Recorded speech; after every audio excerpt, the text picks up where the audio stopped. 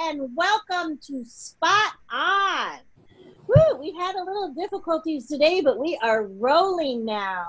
Had to go through a couple laptops and everything and change apps, but here we are on Zoom today. So that's why it looks a little bit different. So today we are here with Michael Van Dommelen. Yeah. Did I say it right? Yeah, in one time. I didn't even ask you. I was going to do that before we got started. And so, everyone, welcome, Michael. Hi there. Nice to be here. Can you pronounce your whole name for us, since I don't want to butcher it? Michael Van Dommelen. In Dutch, it sounds difficult. It sounds different. It's Michael van Dommelen. Oh, okay. But in English, it's Van Dommelen, Van Dommelen. Okay, and how about the Nilaya? Nilaya. Nilaya. Nilaya means home in Sanskrit. Oh, nice. Is that like your spiritual name? Yes. Yes. Okay, cool. Yes, it's the name that my partner came up with for like a resort or like a place where people can come and enjoy, work on themselves, or just relax, or with all kinds of stuff. And she would call it Nilaya. That's her dream. Aw, yeah. How nice. So, how pretty. I was wondering about that, so I'm glad we got that handled. Where are you at? Where are you residing? I'm residing in Israel right now. And I've been living here since 2011. That's almost 8 years. In September, that will be 8 years. Wow. I got cold. You got cold. Yeah. Israel warm, huh? Uh-huh. Yeah, it's kind of deserty, right? Yeah, and yes and no. It has beautiful parts. But yes, a lot of dusty and dry places. Just a second, I'm turning the music a bit down because sure. It's a bit. I can't hear it over here. Yeah, exactly. So it's not necessary. Okay. Does it sound better? Can you hear it better? Yeah. Okay. Your face is lightening up, but there's something in front of you, so your face is a little bit dark. Hey. Yeah, there it goes dark again. So whatever you had lighting up was lighting your face up there. Was that your phone? No, that was the screen. The screen you were working on. Oh, okay. So I will do it like this. It's better. It's lighting up my face. It's a little better. It's just a little hard to see, but we can see you, and you can see all the little lights in the background too. Those are cool. There you go. Now I can see you.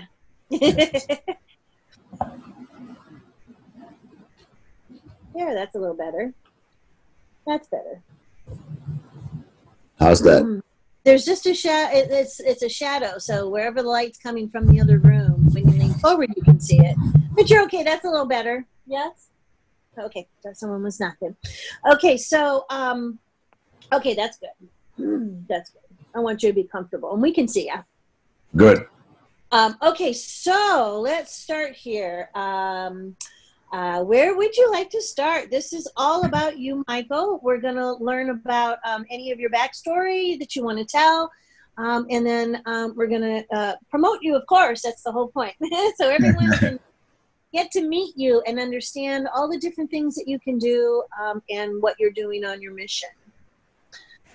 So anywhere you'd like to start would be fine. All right. Well, we had quite an interesting conversation before, so I'm still in that conversation. So I have now to switch the gear.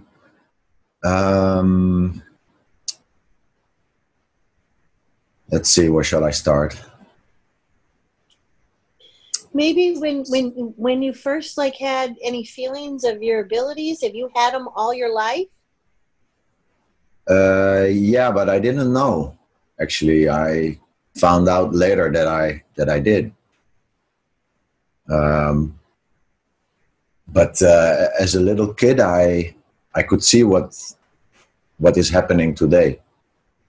I could see a different world. And I didn't understand also the world that I saw at a very young age already. And so I could never really conform. I could never walk like they want me to walk and sing what they want me to sing. And I was always going my own way, which led me where I am today. Mm-hmm. And so I always knew, I always had some kind of a touch,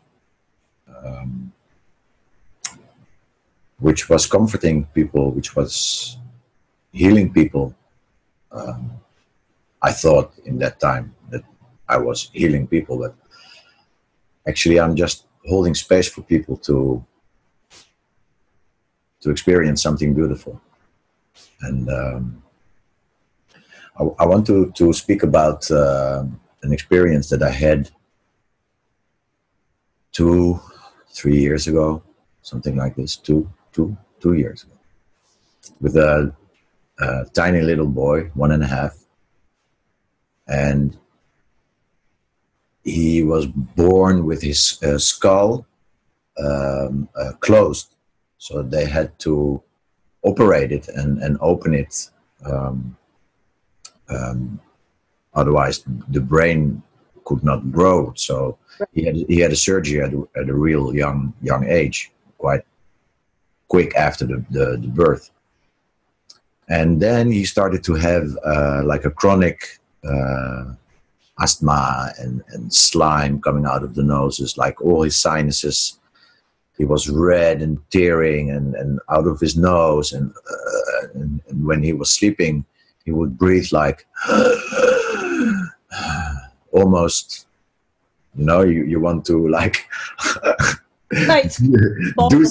do something that make it stop. So one night, his parents are, his mother is the sister of my partner. And I said, let me please sit with him for just to see what happens, because they don't believe in all that stuff. And they said, okay, sit with him for as long as you want. So I went to the room and he was in his parents' bed. And I was sitting next to him and I put my hand on his chest very gently. And I started to speak to him. And I could hear him breathe because it was making sound like he could not breathe. And he was not quiet, he was moving, and you could see that he was not well. Yeah. So I put my hand on his chest and I started to talk to him. I started to comfort him like a friend, not like a parent, not like just like a friend. Mm-hmm. And after a while, he stopped moving. He became more quiet, and his hands went to the back of his like this. When children lie in bed, the hands are here. And I took my hand higher, and I start to do whatever it is that happens. And I kept talking to him and doing sounds and all kinds of things. Mm-hmm. And at one point I stopped talking and I just send whatever I need to send. And it was beautiful. I was crying. Mm-hmm. And in the end, after 1 hour, I said, okay, this is probably enough. And I leaned forward and I didn't hear him breathe. And he was there so peaceful that I was shocked. Okay, I was, oh, wow, what just happened here? Because this child was asleep, he was not aware. Mm-hmm. He didn't consent for anything or ask for anything or was, So something magical happened there. Which means, yes, we do have healing powers, but it's not really us that do the healing. But yes, it's also us that facilitate, that participate. Because if I was not in that room, nothing would have happened. And so I think that is something that a lot of people should understand, that this is possible. Mm-hmm. You know? Which is going to change. Right. I think it is for everyone. They just don't know. Right? Everybody can do this. Right. Everybody. You just have to understand what you have to do. Okay, that's the technical part. Hey, Roz, my dear Roz. She's on. Woohoo! We'll just turn off the camera, and that'll be fine. So, actually, I'm here to empower everybody to start to use these abilities that we all have, and by exploring what does it mean to be able to do that. Right. You have to be very clear and very clean, and you know, you have to know what you are transferring.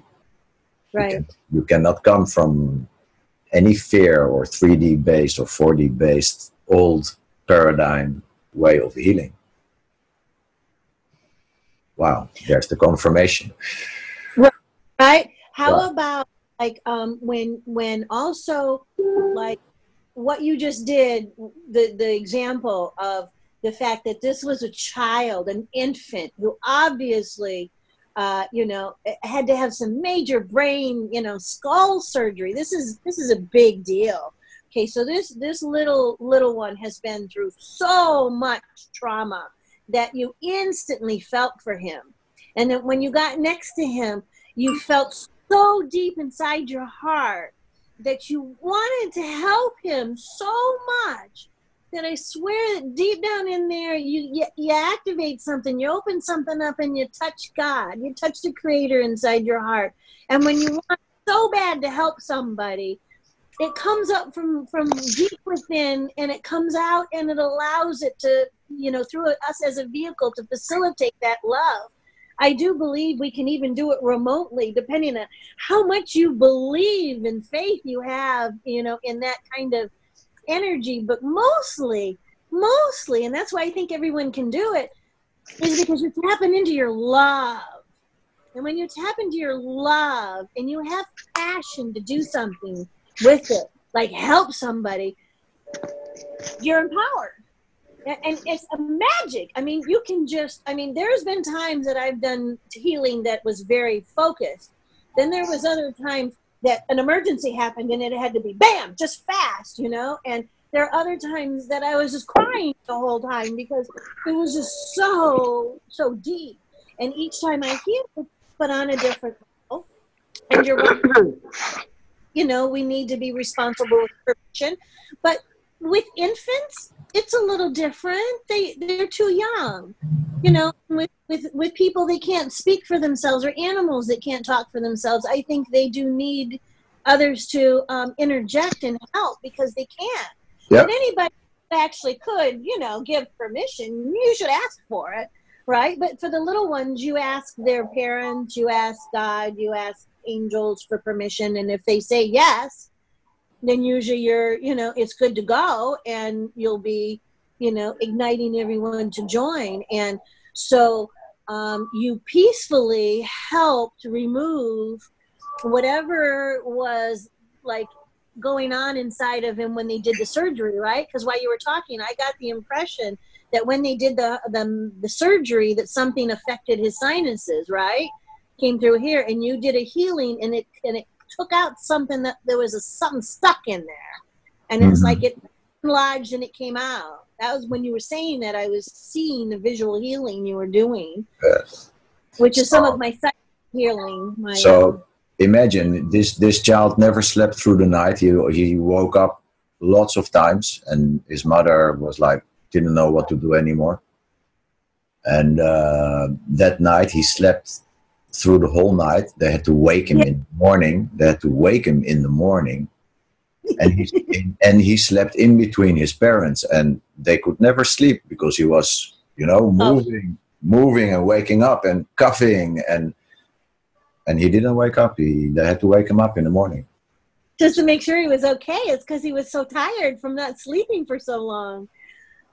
I'm sure of it. A little sleep deprivation and everything. So thank you, Michael. That was awful sweet of you to help that. He really needed it. Yes. Yes. So I went many times after to make sure that it, and actually I was empowering him with the things that I was telling him. I was empowering him as a soul, as a new human being, and asking him not to listen to his parents. Okay.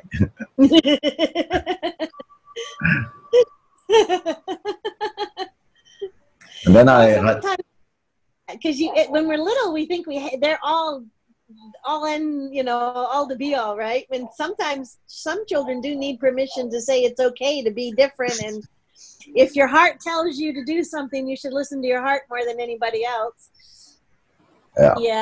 Yeah, I've had to do that before. Yeah, I understand that. It's not like you're going against them. It's just that, you know, the little one is born to people that are maybe not as awake, and the little one's wide awake, and so you don't want the little one to be closed down. But I'm assuming that all the new ones that are coming in, things are a little different now. Hi, honey. Welcome, Francis. Hello. We're just going to turn the video off, but you are more than welcome to be here and join on in.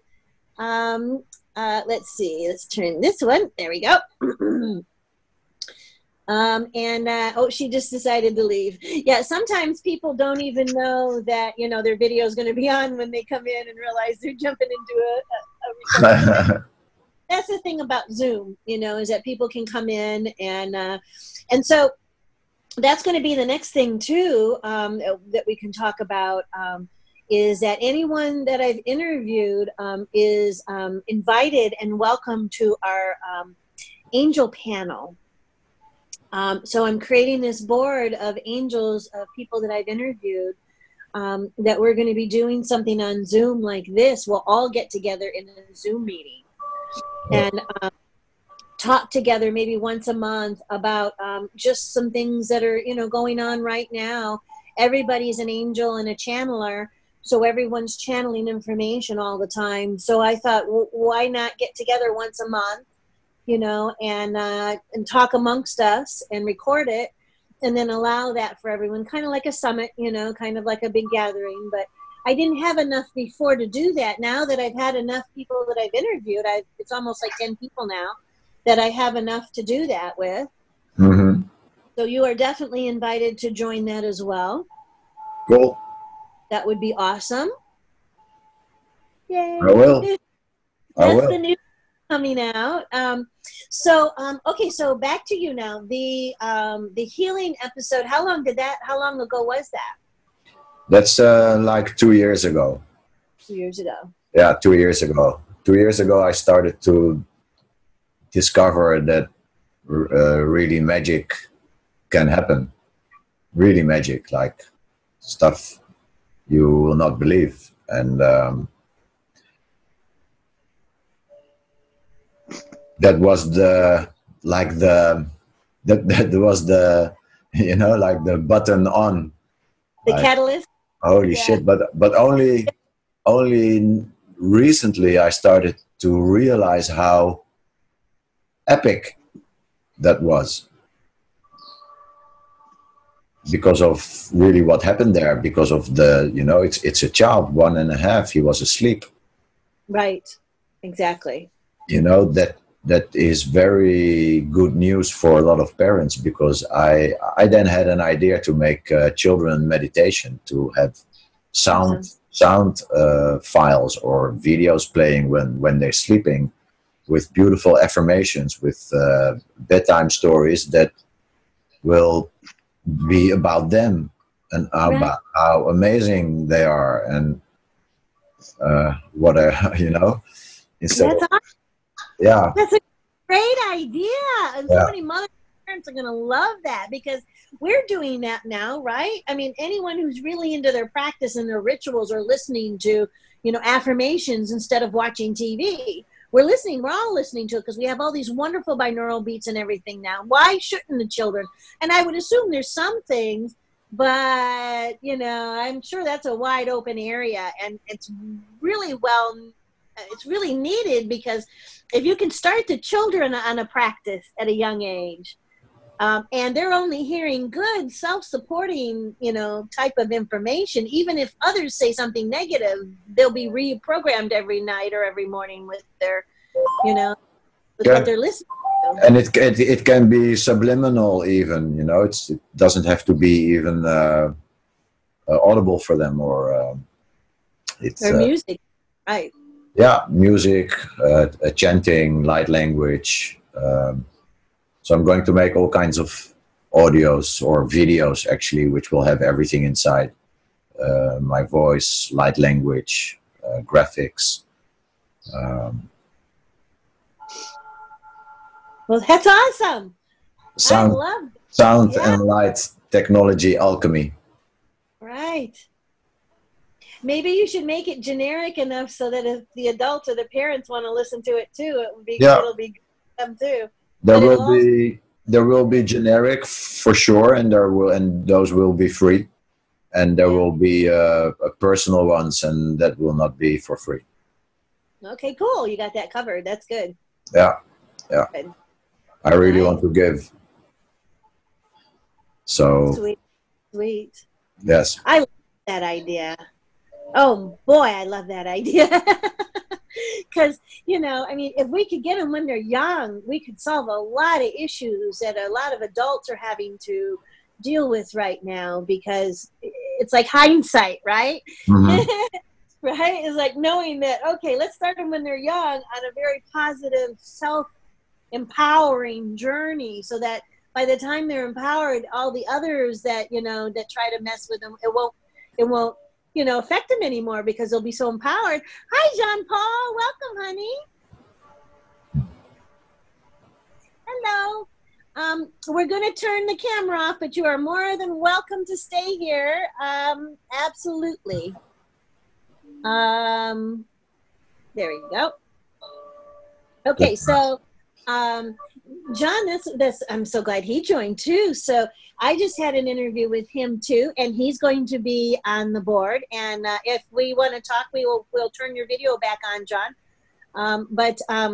Right now we're discussing Michael's new idea about doing. Have you actually started doing it? Making audio. I made one video as a test, and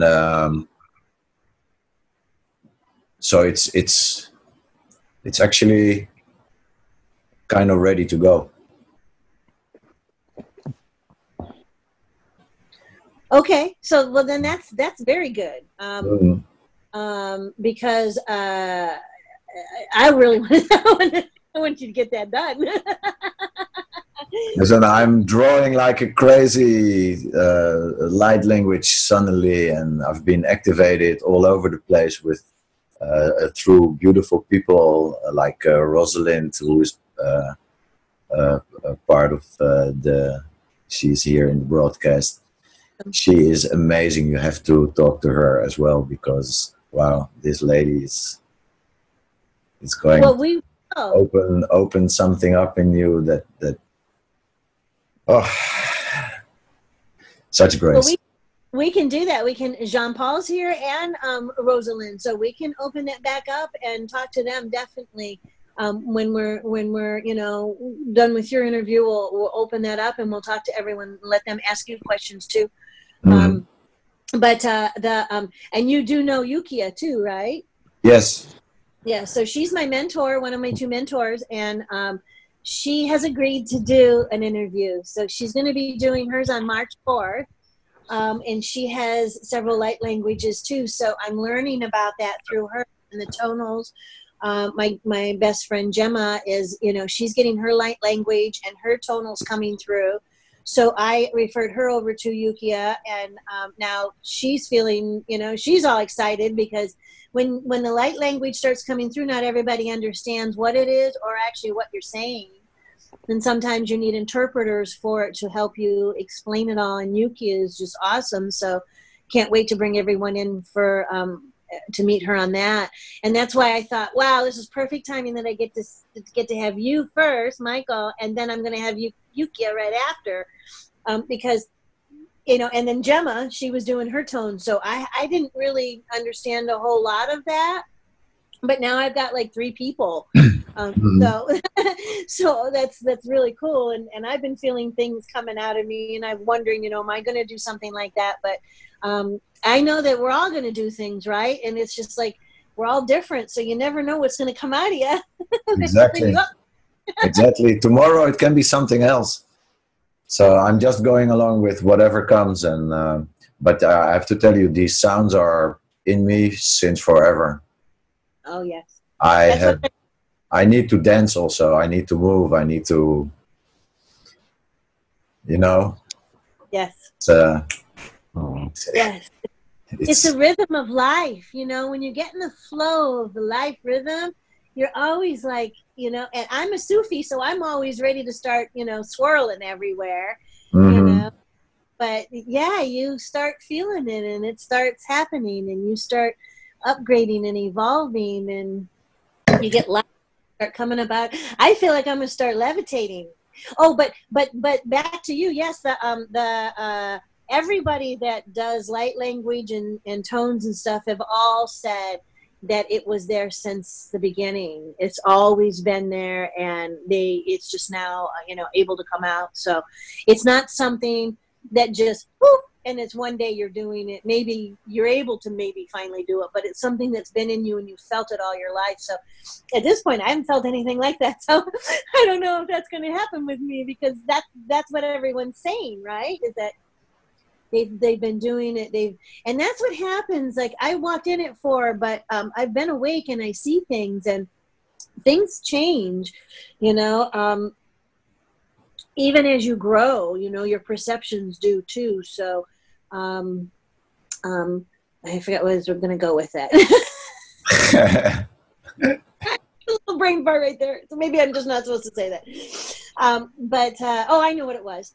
Okay, so it was back to the healing. I always felt like a healer, and then I got more and more empowered, more and more faith, more and more belief. And that was also after my second son had passed.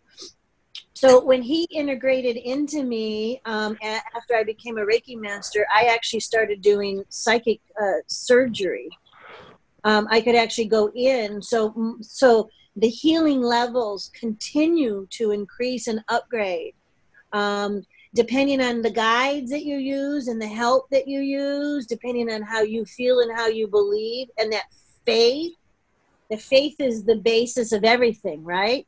The faith in whatever it is that you have with the creator or your creator of some source, the source, whatever it is, you know, your God, whatever it is that you know, call for you, that amount of faith in that is very important. I think that's where the power, yeah. And trust. Knowing. It's a knowing. Yes. And the knowing gets bigger and bigger by the results that you experience. So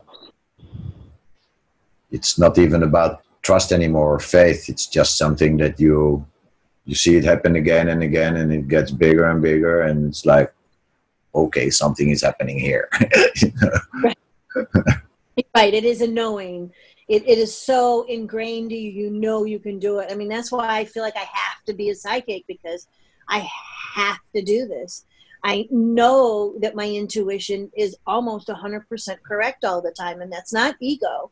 That's 25 years. Okay, 25 years of it happening. So, you know, it's different when I say it. It's not ego. It's a responsibility I feel very, you know, strong about. But I did one thing once. I had my kids around, and I didn't realize there was a baby kitten, and I sat on it in a chair. And it squished bad. It squished bad because I'm not tiny and my butt's not tiny either. It squished the poor little thing. I mean, he had stuff out his eyes, his nose, and his mouth. He was squished. And I just was so freaked out because I didn't want to kill a little kitty in front of my 2 kids. I was so freaked out. So I just went into active healing mode, you know. I picked up the cat and I'm like, oh God, please let this cat be okay. Don't let it die in front of my kids. Please don't let it die in front of my kids. putting everything I could, and all of a sudden it started twitching and it started to move again. Really? I don't know how much was or what. It didn't matter. As the fact that it got up and started moving and walked away was all that mattered.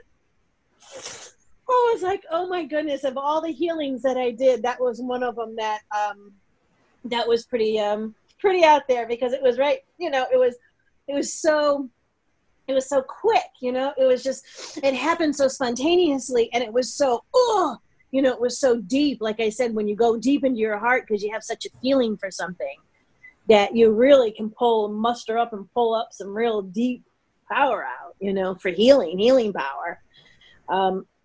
So there's a whole lot on that, and we are really upgrading on that, right? So I take my healing and remote, use my Reiki and do more remote now. I also feel that praying is also healing. It is a form of praying for others, is sending your loving healing to others. It is. Very much. Is. Every word you say actually counts. Now you are in charge of what that word is, you know? That's right. That's right. And with, see, I'm flowing. Yes, it matters. It counts a lot. And with the veil thinning and what we were talking about earlier, thought, word, and deed is like it used to be. We had to be staying very focused and do it every day for daily rituals. Now it's happening as we're doing it, so it's really hard to backtrack and retrain yourself to always be 100% positive in everything you say, empowered in everything you say. And it's hard to even hear your own self doing it. You literally, like Yukiya told me, you know, go up into your higher self and look down, not down, but look at yourself. And then you can maybe see and feel things a little, you know, differently. And wow, once I started doing that, I could see myself more. I could see myself saying things like, you know, catching those negative, you know, lack of fear things. But it's a hard work. if you believe that. Okay, there we go. It's everyday work. It's just everyday work until you know, if you learn how to ride a bike, you don't need to learn that for the rest of your life. Once you get it, you get it. Right. But you have to do it every time again to get the hang of it. So you have to just do it every day, and then eventually it's automatic behavior. It's like a pattern, like a conditioning. But you do it consciously, conditioning yourself consciously and reprogramming, repatterning yourself consciously. And that's not hard. It's just every repetition. Repetition. And understanding. If you don't understanding, then it's hard. If you understand the concept, you will want to do it. Gotcha. Right? Yeah, back into the passion, not the desire, the passion of evolving, empowering. Yes. Yes. From the positive instead of the negative. The negative, toxic side of life. Let's go flow on the other side. Let's dance and sing and play, and you know, that's what I like to do. That's what we were talking about, right? So when you're happy in the flow of life, you're singing and you're dancing and you're vibrating. The frequencies are up, and you're just happy all the time, and it's a natural state of happiness. Mm-hmm. Yes, I caught myself toning and chanting and singing light language that I didn't know where, but it just came. And eventually I became aware of it, that I was doing it. I have like these melodies in my head, and I sing them. And now I understand why. It's right. You know, now I understand it. And it's great tools, and so I'm going to make a lot of activations, which especially for young children, celestial symphonies for the new earth children. Where will we find this? How can we find these? First of all, Facebook. We have a website, light-walkers.org, Lightwalkers. And people can contact me through Facebook, of course, which is very easily. I'm working on them as we speak, so they're not ready yet, but it's in the making. Yukia told me a lot of amazing things about the toning, about the chanting, about the light language, what it's doing, and now I understand the technical aspect of what I'm doing. I just know that what I'm doing is good. I just guide it. Now I understand what it really does scientifically. It's quite amazing. Yeah, and that's what we were talking about that earlier too, about the way that there's different ways to actually test that, to measure different things. Totally fucking knocked down here. you were. Let me. I'll go and take the audio off of Rosalind. Rosalind in the house. Okay, I muted her, and I'll mute Jean. When you're ready, we'll bring them in, and because I would like to hear from both Jean-Paul and Rosalind. They probably have a nice question for both of us, but it's kind of cute because Rosalind's here for you, and Jean-Paul's here for me, and they're both wanting to check out the other two. So it's really nice that we have our loving supporters here with us. Jean-Paul's awesome. I don't know Rosalind yet, but I'm going to get to know her. And I'm getting to know you. And you are so awesome. So these are awesome. Do you have any other things that you're doing or would like to talk about? Well, like you said, I do a lot of things remote. I worked with this girl in India, which I did a number of sessions with.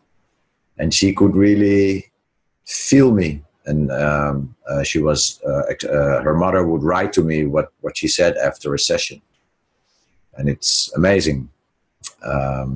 So I do a lot of stuff. Actually, it's all in the same area of service of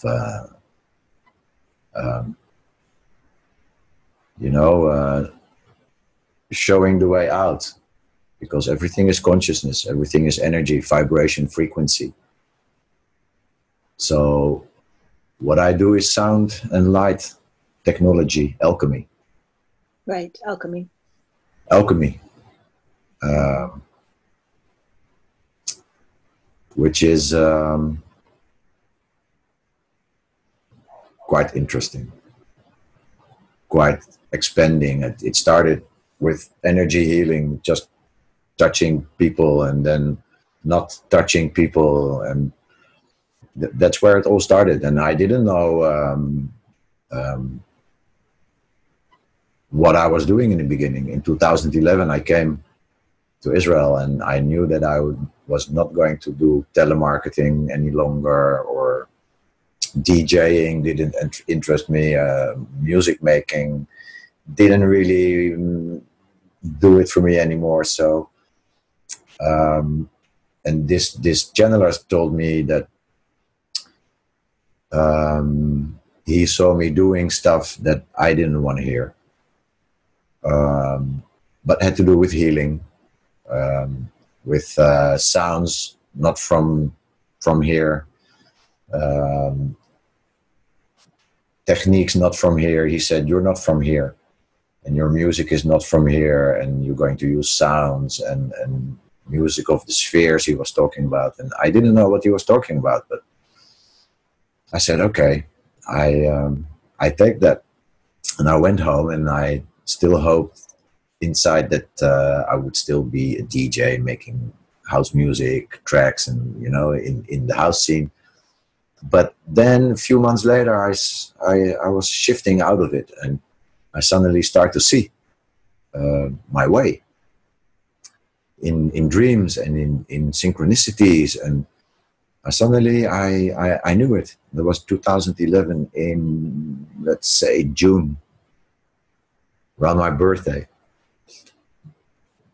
And so I asked this Chandler, I said, listen, you tell me all these things, but I don't know how. You are, when I'm sitting with you, you are telling me all those things. I don't have to ask you anything. And you do that, but I don't have that. So how do you see me healing people or doing the things that you told me? Like you can see the future, you know exactly what's happening with people, you can see beyond the reason that they give you, you can see the deeper reason, trend setting.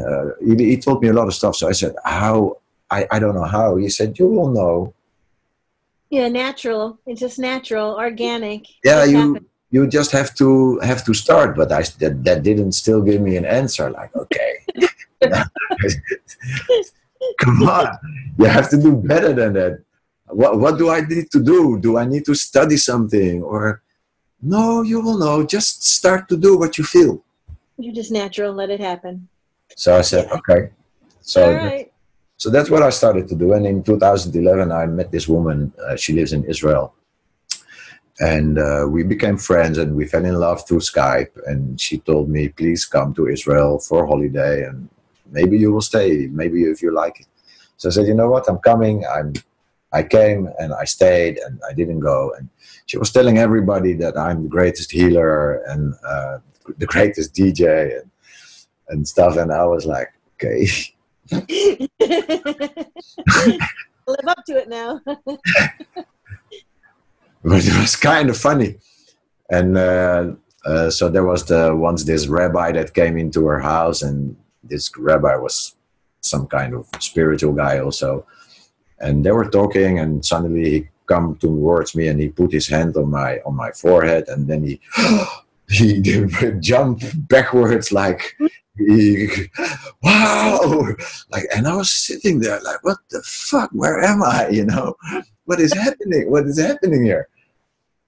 And but slowly I started to do stuff for people, to just talk with them, sit with them, put my hand on them, and they would feel much better. And so I started to grow into it, and I've been researching a lot of stuff from Greg Braden, Bruce Lipton. They all talk about consciousness is actually what talks to the biology and the chemistry of our body. So it's our consciousness that either keeps us healthy or makes us sick, meaning it's what we believe in, what we say. And so I already knew all that scientific background, and that really interested me a lot.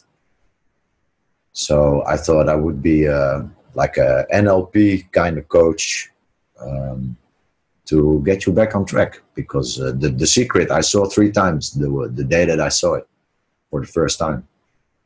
And I started to do what they suggested, and it worked, so I was like, oh, okay, so if that works, that worked.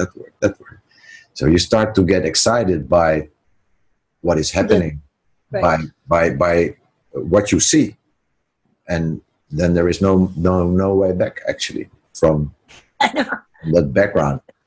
So then I just started to do stuff, and it led me, now I'm drawing light language, which in 2011, if you would ask me, I would say, listen, everything cool, but that is not, dragons and stuff. I would say, okay, there's a, now I'm totally in there, You got it. Well, I definitely could see you as an NLP. And if someone's telling you that you don't need it, that you're already good, you should stick with that, because sometimes, and you will, when the student is ready, the teacher will show, right? So when you do need advanced or more teachings, they'll show up when you need it.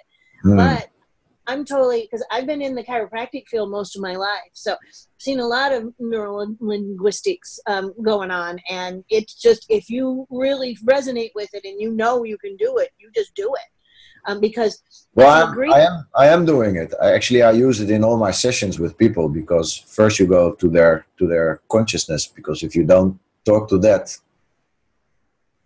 that's right, it's just going to come back. Yeah, so it's conscious conversation, meaning check out your beliefs, check out what you're telling me, because what you're telling me is crucial. So you wanna examine what you just told me. Are you willing to look at that? Right. You know, that's it's basic, and then energy healing or energy transmissions or sharing space is then yeah, because it's kind of like that neural commitment, the neural acceptance, the yes, you know, yes, all that, and once the person agrees to it all, then they literally can just wipe it out themselves. Sometimes just talking to someone, you can actually heal them, and they can heal themselves that way, because you get in, because you really got to find out most things have some kind of emotional attachment to critical things that are going on in us. So once you can find that I kind of learned that through the hypnosis as well as the Reiki, because the body parts therapy teaches all the memory enhancements that you still have to tap into. So, healing is not, everyone can do it, but there's so much involved. That's why I said, if you just go in your heart and you want to heal, you probably can heal someone spontaneously. Absolutely. But to go off and be a full-on spiritual healer, that takes a lot more practice, a lot more faith, and the major knowing that you can. Responsibility also. Oh God, yes. The responsibility is the biggest part that comes in when you're a healer, because of that's it. You start healing people, and then you realize, oh, geez, they're bringing the stuff back, and then it's like, oh no, did I do something wrong? And it's like, oh no, they're attached to it. Oh, I got to deal with that now. So you go and you learn like how through neurologistics or hypnosis or channeling, even my muscle testing. There's all different ways. To be able to get in there and figure it out. But ultimately, the person's got to be responsible for their own healing. Yeah. Process too. Yes, that's how simple it is. So we can have it real intense and heavy duty on older people that know what's going on and awake, and they're very involved. And yet you can have completely knocked out little babies, infants that are sleeping with their parents' permission, and you can still and still do it. Isn't that wonderful how it doesn't matter which way, whether it's spontaneous, totally connected and worked on 100%, or someone who's totally just out of it and doesn't even know what's going on. Mm-hmm. It's just, oh, thank God. Yeah. Thank you. Thank you that we can do that, because anybody at any moment can step up and do it. That's probably the biggest thing is, that they actually have that ability. So if anything should happen, because these are the words today that you and I are going to put out to anyone who's listening, who might not feel that they could heal, didn't know that they could possibly heal, that you and I are both telling them that they can. And if they should ever get into a unique situation that they spontaneously have to do it, they should just do it. Just try it. You just never know until you do it. But in a desperate, crazy chaos situation, if you actually could, have the faith and just quickly breathe once and put your mind to what it is and focus on what it is, and then just do it. Know you can do it. You literally can do it, and it is that simple. But doing what Michael and I want to do, as trying to heal on a bigger scale and remote healing, and making basically a profession out of it, does take a lot of time and experience, because even when you do educate yourself through different things, you still are going to then have to go do it. And each healing process is different, whether it be a person, a group, an animal, or a country, or a planet. And I like the fact that you're focused on children, because so am I, that when I leave at night, I go work with the children at night. So I'm glad that you're, you know, that might be one of our strong connections. Do you feel that? I think that's one of Children, animals, grown-ups, everybody, everything, actually. We're all one. We're all connected. Yes. And what did I want to say? Especially also the waters and the earth itself. Dammelen. I sing and I dance and I tone also for Mother Earth and the waters and for everything that is. Are you, I don't want to put you on the spot here, but are you feeling any of that right now? Are you feeling like you would like to do anything? Is anything coming up out of you, or are you more in the talking mode? Right now I'm more in a talking mode. I also have to tell you that I'm purging today. Oh, okay. I could feel my neck. I had the dizziness and like a flu kind of feeling, but yet happy, which is kind of cool. Yeah. But no, it was a very long day, and I will definitely do that next time that we come on. I will. Sure, no problem. That's usually what we do. That is usually what we do. We introduce you the first time for the interview. Then the second time we have you come back, we'll have you, you know, do something, interact. And we can always turn on, you know, the other two and have them step on up and, you know, and see if they have any questions. But are you okay? Are you tired? You still okay? We good? No, I'm good. I'm good. Okay. Do you want to talk about our other topic? Are you feeling comfortable with that? You're the host. Shoot. You can ask me anything. Yeah, I don't make anyone answer. So with my group, I haven't really talked to them much about the financial system at all.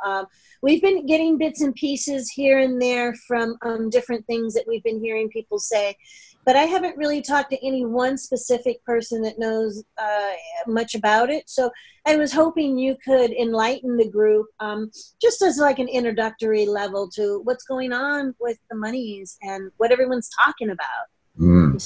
System. And is it true that Trump just signed something yesterday about the new NSR, something like that? I don't know. I think I missed that. Okay, but that might just, there's a lot of bogus stuff out there right now. But things are definitely happening on this planet. There's a lot of sealed indictments in America, which are ordered by, I think, Trump, right? Mm-hmm. Which is going to arrest like 60,000 or 80,000 people already. 80,000 people, you know? 80,000 people are going to be arrested. That should tell you everything. Right? Everything. That's a lot. I didn't hear that. There are how do you say that? Negotiations with world governments, with governments all over the world, countries. Some are willing to cooperate, some are not willing to cooperate. Some can still postpone, but eventually they know they cannot postpone it. Because the system as we know it, if it's the financial system, is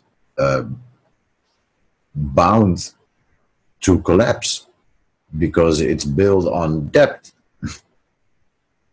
You know, the Federal Reserve has a debt that they can never ever repay in any way. So what kind of system is that anyway? You know, if that doesn't make you ask yourself,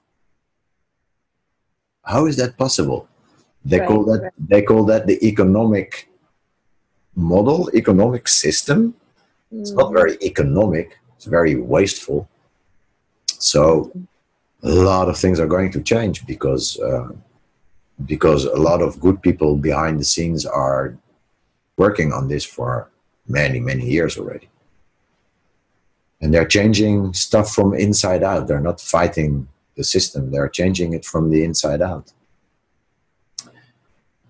Meaning that people are starting to open books about certain things and, you know,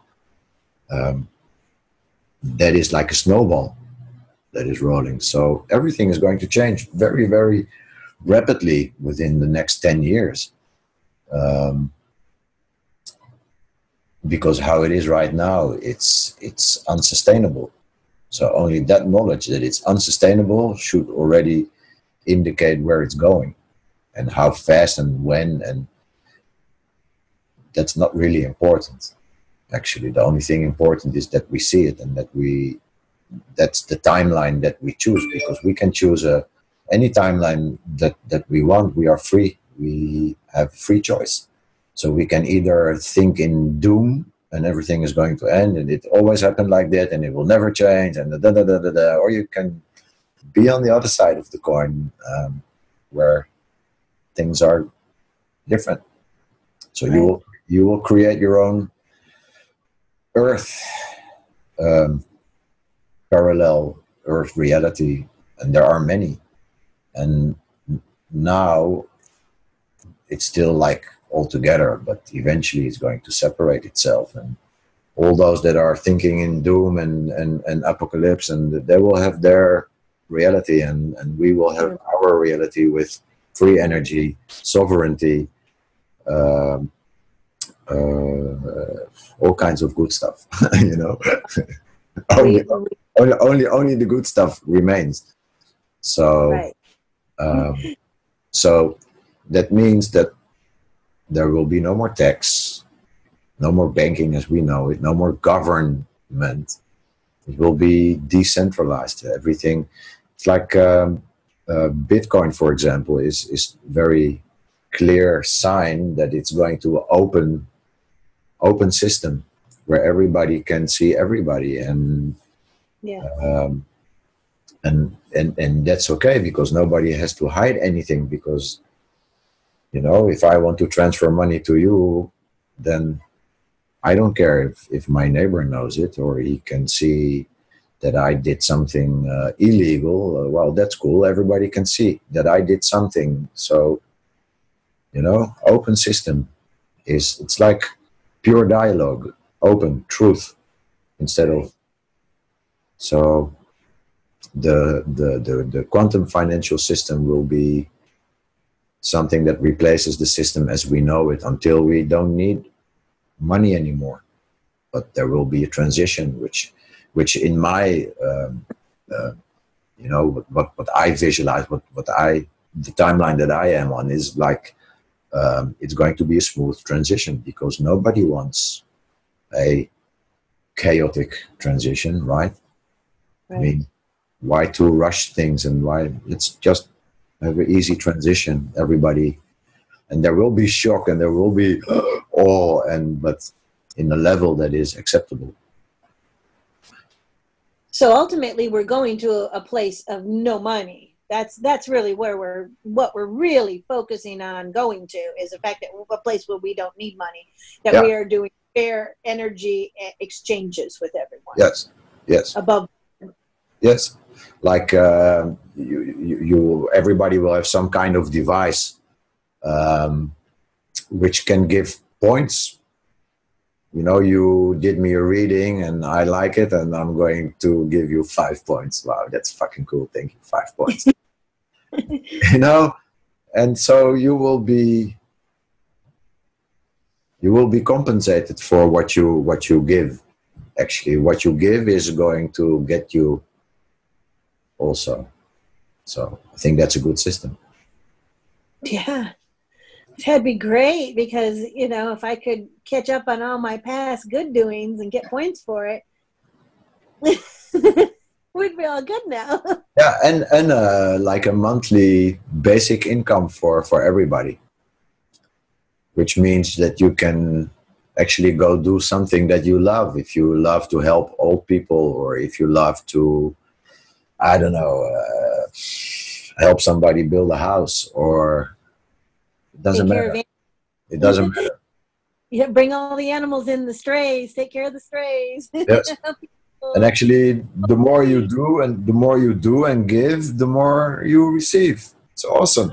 You know? Ding, ding, ding, ding, ding, ding, ding. Wouldn't that be great? So where's it all from? What? just an exchange though, right? So where's it going to come from? All the people that have are going to not have, and the people that have not are going to have, and we're all going to be equal across the board. Yeah, it's like they're not going to be happy losing their empires. Right? Depends on how the pillars that the house is sitting on, right? How was that house erected? Was it erected on love and faith, or was it erected on below board stuff? you will be asked, what are you going to do with the things that you have? And then it's up to you to how your answer will determine how you end up. If you say, I'm going to use it for good and we're going to help people and we're going to work together, and I don't want to be so rich and that there are so many people so poor, it's not necessary. It's going to be a different consciousness, and people, there is, like I said, it's you creating your timeline actually. I like that. So, I like that. So create it with equality and abundance, and a world where we have free energy, free clothing, and even replicators where we can replicate anything that we need. So what do you need to buy? You don't need money anymore because you have the technology that makes everything. So you can just live your dream, your imagination, and create what you need. So you want to make music and you need a computer, you will have a replicator. Now you have a computer and you make music. Cool. No need to steal because you can create it. Right, exactly. No need to break into other people's house because you can create it. And everybody has a house. There's no more ownership really. There's just, this is our world. You can live wherever you want. Right. But to have 6 houses, why? Or to live like a queen and a king in a palace? No way. That's not gonna happen anymore. No. That's passé. So there's a lot of good things happening, and there's a lot of people to follow that are reporting on these matters. I love to watch them all. I watch a lot of stuff because I really want to know a lot of stuff, to keep up. Right. And I don't, because I can't handle all that stuff. So I keep up with whatever people can tell me, and when I can, get the info coming through. That's why I wasn't very aware of what's going on. So that's why I was hoping you'd be able to enlighten us a little bit. And like you were saying earlier, how do you know? I mean, but you said there's actual ways to test things now, which is wild. It's great. Yeah. There is a guy called Sasha Stone. He is the founder of New Earth Nation and also the ITNJ, which is the International Tribunal for Natural Justice. And they are going after people that are involved in child trafficking. Oh, God. Okay, good. And whatever form of control you have. And they are doing amazing work. So again, there's a lot happening that people are not aware of. A lot of good things. And it's not mainstream, but it's going to be mainstream very soon. So we just have to breathe. I know, and wait and be patient. Oh, it's so hard. We're so impatient. We want it now. Like everything's going great right now. Ooh, perfect. It is. Everything is perfect, though. So yes. I got whatever. Yes. Mm-hmm. I love to listen to Cryo. Since 2011, I'm listening to him whenever he has something new. And I heard last night that if you really resonate with him, that he's going to come through, because they made a comment about the fact that Lee Carroll isn't going to be around forever, But in the meantime, while he's here, he is getting out all the information that, Chiron. Sorry, I get them mixed up all the time. That they're going to also allow, other channelings. And when I first heard Chiron, I was like, oh my goodness, that's the voice coming out of my mouth. That's who's been speaking. That's who's been talking. I thought it was mostly my higher self, but when I listen to Chiron, I know that's what I've been hearing and channeling my whole life. I've heard other channels. I love other channels as well. But there's something about Chiron that I so resonate with, and they said that if you resonate with them, they know it. The magnetic force knows when you resonate with them. And you and I love him. I mean, the entourage. Them. Everything is so wonderful. I mean, I'm finally just like, I think I want to channel. But I know I've already been channeling my higher self, and with my crown always open, that I'm getting, the magnetic entourage. I'm tapping into them because I finally recognized and resonated with something. I mean, I love all the other ones I've heard, but this resonated like it was coming out of my own mouth. So when do you we'll get to go to that next level? So he says that there's a lot of time capsules that the Pleiadians created, okay?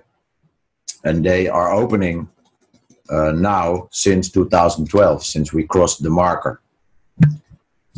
And nobody knows what's going to happen. There's no prophecies after 2012. Right.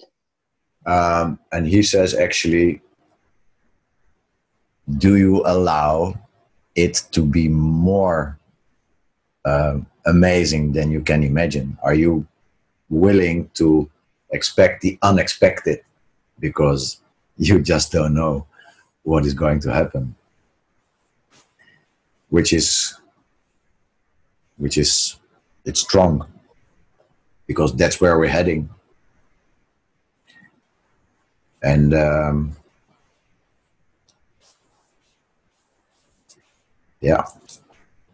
that's where we're heading.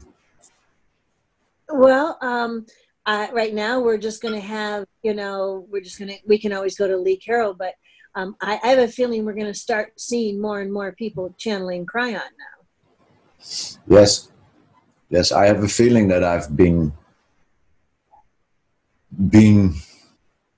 since a few years that I've been being prepared for something. Mm-hmm. I can really feel that. I know, I do too. And I feel you're like right there too. I was having the same feeling last night.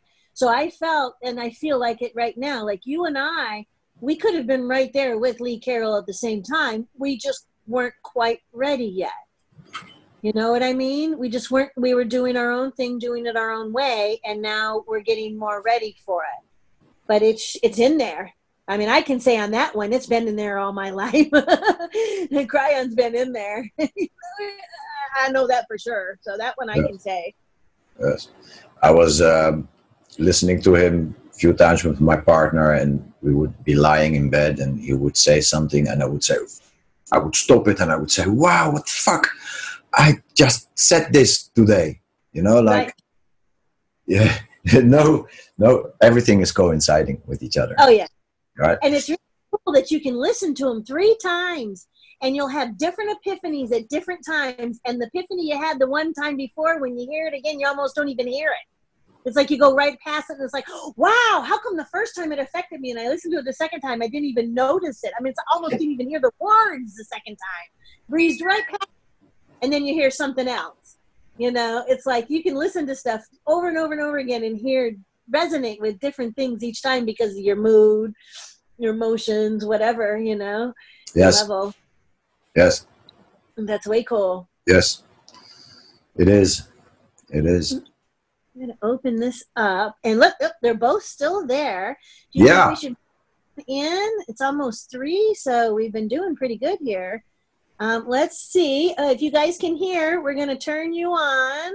Oh, let's put it this way. I'm going to let your vocals be heard, and we're going to turn your audio on, unmute audio, and unmute audio. Okay, we're letting you guys know that we're going to turn on your camera and your audio.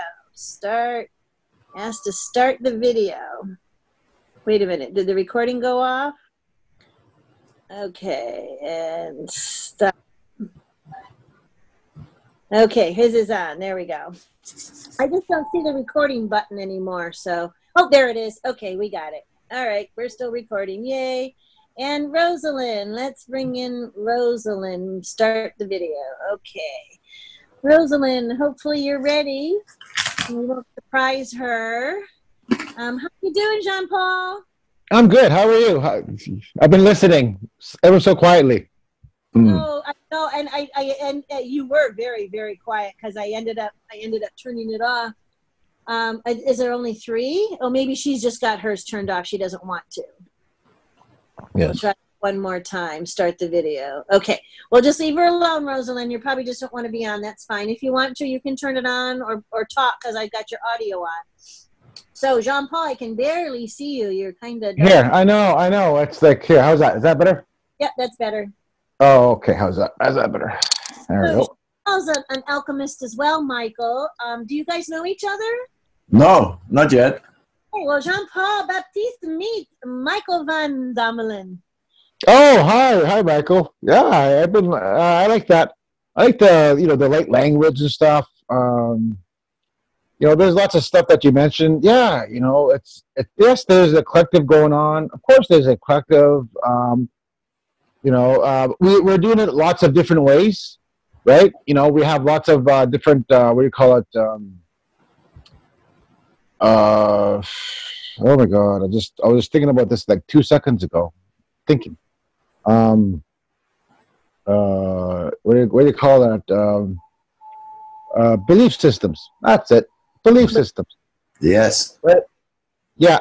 And then, you know what? We are from other places, right? Other universes. There's lots of expressions out there, lots of, worlds. I know for a fact that this guy you're looking at, I'm from the Destiny universe, right? This is a Destiny universe right here, right? Okay. And yeah, and then other places existed before this, right? The chaos one, the magic one, but you have to have references though, right? You can read them on a book, that's good too, nothing wrong with that, but you have to have references in here, right? Mm-hmm. You have to remember who you are, right? That's what you're doing. You are remembering how to do light language. I know that. I can see it. I'm a shaman. I'm a Cree shaman. I'm an ascended master. So I see these. I see these things, and I sometimes, I see them, but I have to explain them, and then that's sometimes the words, they do fail. Sometimes they do, right? Because look how it's a mess around here, not everywhere, but yeah, with our people, our lands, our communities. So how I work is that you just got to listen to my voice, and I'll connect you because I connect to the hearts of others. Hence my power. Hence all power. For everybody. Mm-hmm. Yeah. So, but my question is now. When did you? My question is now. How do you hear the language when you speak it? How does that? Can you maybe explain it a little bit? It's. I can already hear it before it comes. Okay. I can even think it. Yes. Okay. So that means you are connected to that realm then. Okay. You have a connection there all the time. Yes. But it's a strong one because of your progression through many lifetimes. Yes. Right. You too are ascended master, and I want to thank you for that. Right. So you brought that tool here. Yes. Right. Just like me, I brought the heart here. Very similar. Different expressions. Right? Exactly. Wow. Exactly. Yeah, I see it too. It's I wonder where, because I want to share one little thing here. I was dreaming one time, and I was standing on this podium, and I was the hand going like this and this, and I was speaking light language, and all the is something the way I was in. This was in a different time, like long time ago. Back then, we all spoke it. Not all of us, but we did. A lot of us did. So we would do that. So it's like like a street performer kind of thing back then, and that's what I was. I was kind of I was doing my lake language, and there's a few people. There wasn't like a lot, big crowd or nothing, but I was doing that on this podium, and I was standing beside myself. I think I was to my right, and I was watching myself do that, and I thought, wow, I'm speaking freaking light language. That kind of freaked me out, Cool. Yeah. Would be the first time. It would be a little weird, but like Michael and everyone else says, it's a feeling and something they've had inside of them since the beginning, right? Like you said. Yes. I do it in the shower. I do it on the toilet. I do it in the car. I do it everywhere. I have to do it. So yeah, that's good. Yeah. And I especially start to do it when I feel in an environment where the energies are very strong. I start to I start to clear my energy field, and I speak it clear. Oh yeah. What are you doing, Rosalind? I'm gonna scan that. What are you doing there? What do you are? No, sorry, no. I'm just, I'm seeing that. Okay, I'm seeing that. He likes ya. But that's really important, because like I said, we are bringing all the stuff in here in the 3D, right? That's so important. It's so important because we're bringing that love, that beautiful language back. It's more than that, though, right? It's always more than our 3D limited minds can think. Much more. It's the heart. Like I said, it's always the heart. I'm like a parrot with the heart. I'm always say that, and when I speak, I do connecting. I do the connecting part, and I do in all being in all divinely, all these divine expressions. Yeah, we do our work. Okay, good. I thought I lost you guys there for a second. No. You're still here. We're listening. Okay, good. Oh, wow. This is so good. Like you are, I'm trying to. So what I do as a shaman, what shamans do is that for what I do, okay, it's all about the lineage, right? It's all about the lineage. Okay? We all have lineages, right? We all have ancestors. Lineage, yes. Yeah. So it's the ancestors that what I do is that once we are balanced, once we are aligned, to our own heart's frequency, then that's the real power comes out. That communion. That's what you do. You are what do you call that again? You are a communicator of communion. Yes. Okay. That's the old ancient ways that we used to sit with each other and communicate with the heart. Of course, in balance. Yes, the voice comes out in balance. Of course. But we have to get there, though. That's the thing. That's what you're doing. You have to get there first. We can talk about it and we can do it, but it's the other people that obviously, and they don't like this. They don't know how to do it. And that's the ego thing. Of course they do it, but you know what though? All I gotta do is look outside, and the world's not working right now. So what is that telling it? What is it? What is that telling us? We're great. Good. Yes. Changing. Things are perfect, and everything is possible now. Everything. It was. We just didn't think so. Now we get to tell everyone it is possible. It is. You're your own limit. That's it. You are the placebo. Yes. Oh, oh yes. I know. That's it. So this is what Jean-Paul and I were trying to do. We got all excited when we said, "Oh, let's just get everyone together." So I'm not surprised that you made it here, Jean-Paul, and I didn't even say anything. I'm so glad you did, because this is thing to do. Yeah. Sit from the heart and communicate once a month as a group, and then allow the info to come out for everybody. and then let everybody watch that. I mean, there'll come a point that maybe we can do a bigger interaction when I can maybe pay for the Zoom and then allow hundreds of people to come on. But for right now, I think we can get up to about 25, and I only have about 10 angels on my group right now anyway. So it's a good chance now for you to get to meet Michael and Jean-Paul, because you guys are going to be, you're going to be talking later when we do. Awesome. This, so awesome. You'll get to other, and I would love to have Rosalind, but I don't know. Can you hear us, Rosalind? I turned on your microphone, but the video is permanently turned off, so I think she's got the camera off right now. But Yes. I was hoping to get to meet her. I saw her when she popped in, so I saw her for a minute. What I'm going to do is get back with everybody. The first few I have to let them know. But the last ones I've been telling everybody right in the interviews that we're going to be doing an angel board, having an angel panel. Which sounds better to you guys, angel board or angel panel? Angel panel. I think panel. Board is like, I don't know. They make a board. The board, yeah, like a board. Yeah. Or gathering. There you go. That's it. What I'm doing is Galactic Gatherings. Yes. Yeah, that's what I'm calling them, is Galactic Gatherings. So yeah, you tapped into that one because the angel board, angel panel wasn't fitting right. It's too serious. Hey. That's too serious. Yeah, it is. I know. Because I'm up with that already. I just was, just waiting to use it. Metaphysical meetups, Galactic Gatherings, and Angel Awakenings. And those are the three groups that I put together for helping people on an intermediate, medium, and advanced level. Mm-hmm. And I knew I'd be using it at some point, so that sounds good. Well, this is interesting. I haven't been able to do this yet, so it just happened. I mean, you could believe what we went through. Oh, she's popping in now.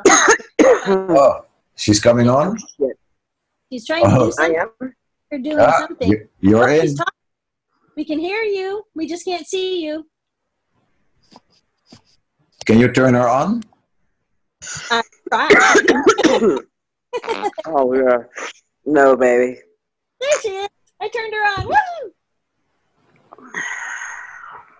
She's a heavy breather.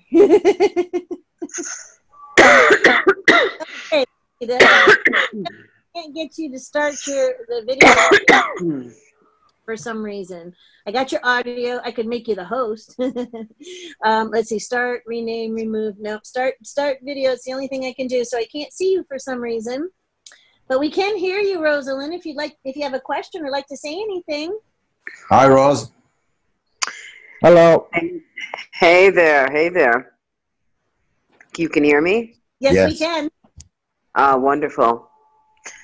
Good. I'm sending light, love, and healing energies to all of us as we go take it into us, through us, and send it out again. I've been feeling you. I love you. Thank you. Thank you. I've been feeling you. Thank you, too. I love you, too. Wonderful. That's all we have to do. We have to be in that love, continue it, share it, grow it. It's an amazing thing. I don't know how we could even possibly lose this connection, But well, love is it did occur. We're awakening to. Love is eternal. It never stops, right? Absolutely.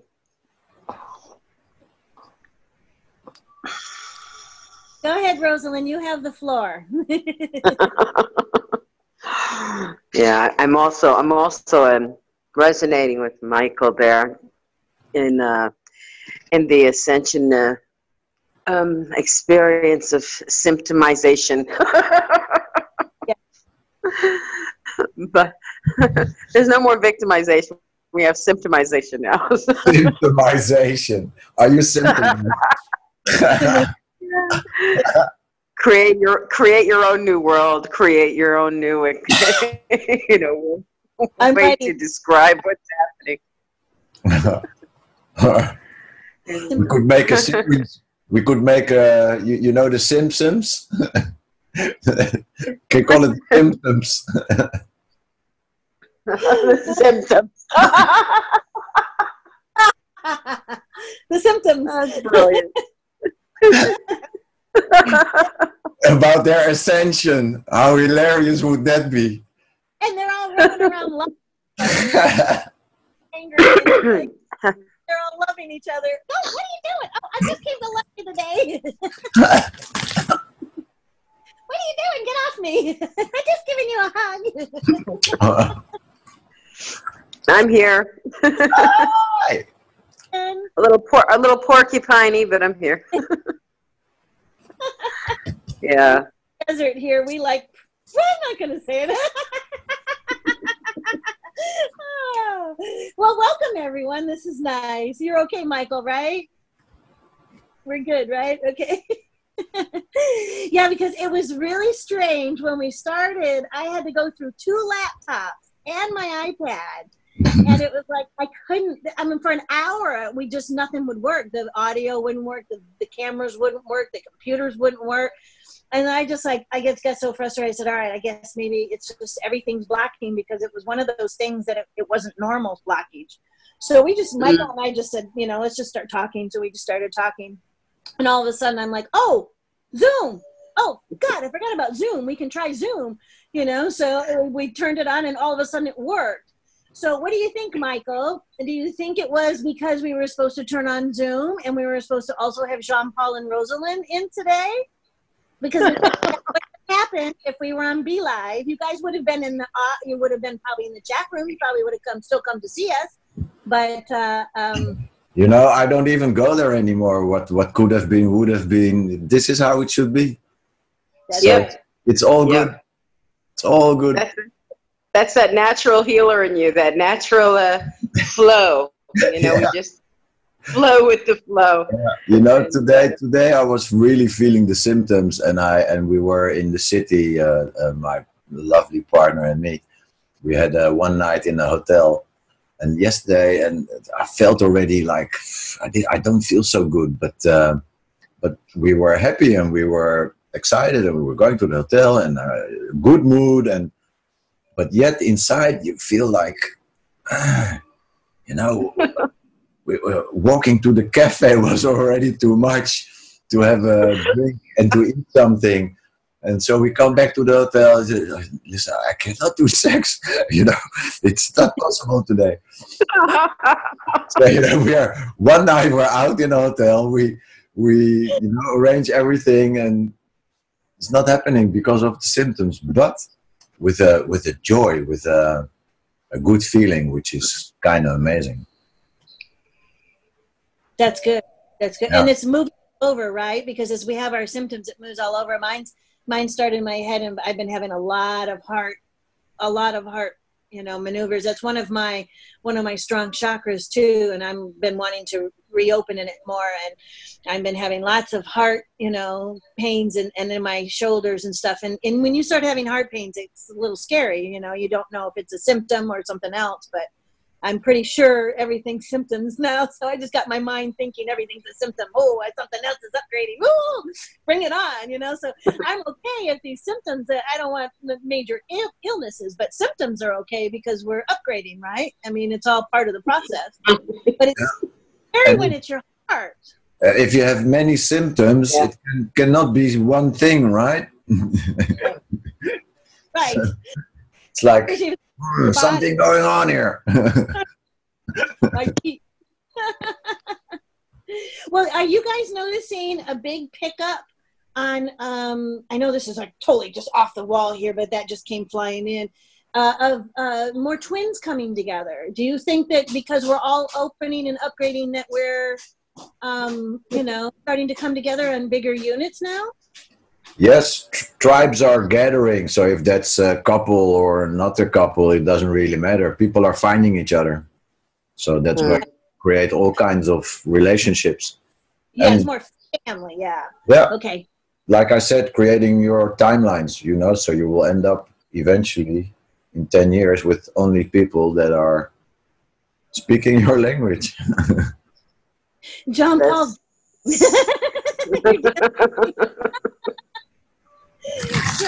So if we can create our own timeline, can I go somewhere else and see myself somewhere else?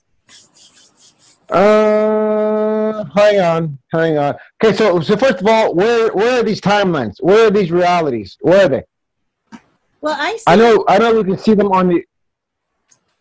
I see them. They are within. Yeah, when I'm driving on the freeway. Right. Yeah. They're within. Okay. Yeah. Yeah, and I never knew that until I discovered it myself. Okay. Oh, I see what you're saying. Right. Okay, I got it now. Yeah. Right. Of course, if you had a ship, let's say you had a super fast ship. Okay, it was super fast. Okay, and you went straight out there. You can go through. You can reach this edge of this universe. You could, but you can find yourself that way too. You could, right? Because anything is possible, right?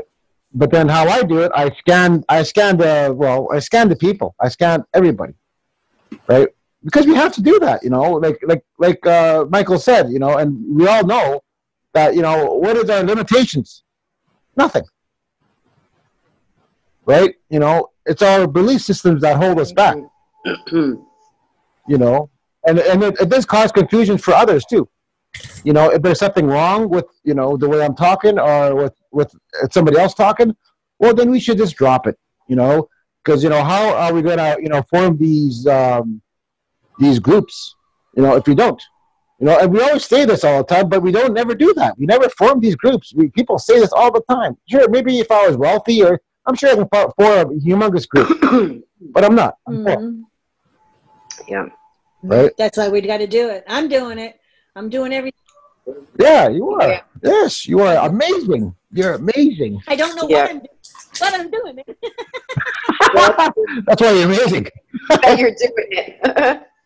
Well, I just know that I got to, because the universe has minimalized me down to not being able to do much of anything else. I mean, I can't go anywhere. I don't have any. All I can do is be on the internet. So I'm working really hard. And putting it all into everything, and I know that I'm capable, of uniting, and I know that I've been working on, I walked in, I've been awake, I've been working on being Mystic Rose and getting my website up, and and now the Facebook, and now YouTube channel. So it's all coming together. The veil opens up, and then the angels are harking. Rick's out there saying, "Get your social media on. Let's get our gatherings. Let's do this." Yeah. And as a let's do this. I have invitations. So Rick is giving me the invitation, and since Father gave him the information to tell us projectors, give us all the invitation. So he did. He gave us the invitation, and the time was right. So now this SpotOn has started, but you and I are morphing it into more of a group now, and things are happening. And yes, I learned a long time ago to just have the faith. So I honestly don't know what I'm doing, what it's going to morph into, but I do know that. That's good. I know. I know that. Yes. Okay, because I was asking around. I'm like, all of you guys, do you know the angels to call on for technical help? Because I have so much technical difficulty every time I'm doing this. But every time I learn something new because of it. But I realized, because I just kept getting the answer back, is like, no, dude, it's you. You're the technical angel. Get your butt to work. Learning more, We're looking to you, because when we need to channel a technical angel, guess who we're going to channel? I'm like, oh no. I was hoping for angels to help me. Like, we don't have computers. We don't have the internet over here. We don't even do time over here. How are we going to do that,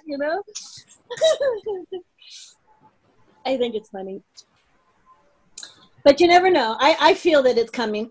I think that it's all connected, and like my son says, it takes a village to create, what I'm trying to do. So just one person on my own is never going to be about the ego or me. It's all about what is it that, this mission can create. How many of us are on our missions? And if we're really, there, how effective are we? Because it felt like there was only about 1/4 to 1/8 of people that were awake. But man, I mean, we are getting so close to almost 50%, aren't we? Because when 50% of this planet is awake, all we have to do is wake one more person up each, and we're done. I mean, we're so close now. I mean, you can actually see it when there's only 144,000 out of 8 million people. Come on, if 144,000 woke up 8 people each, okay, now we're talking, right? If 144,000 people have woken up people for 30, 40 years, now we're talking, you know, more than 3%, 30% are awake now. Well, it's like a, yeah. Go ahead. It's like everything is energy and vibration.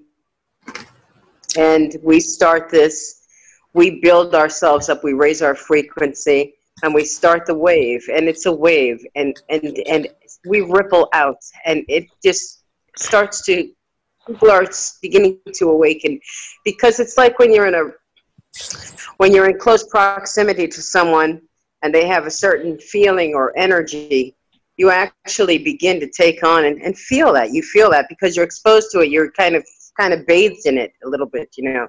So we're in essence doing that, and we're amplifying that.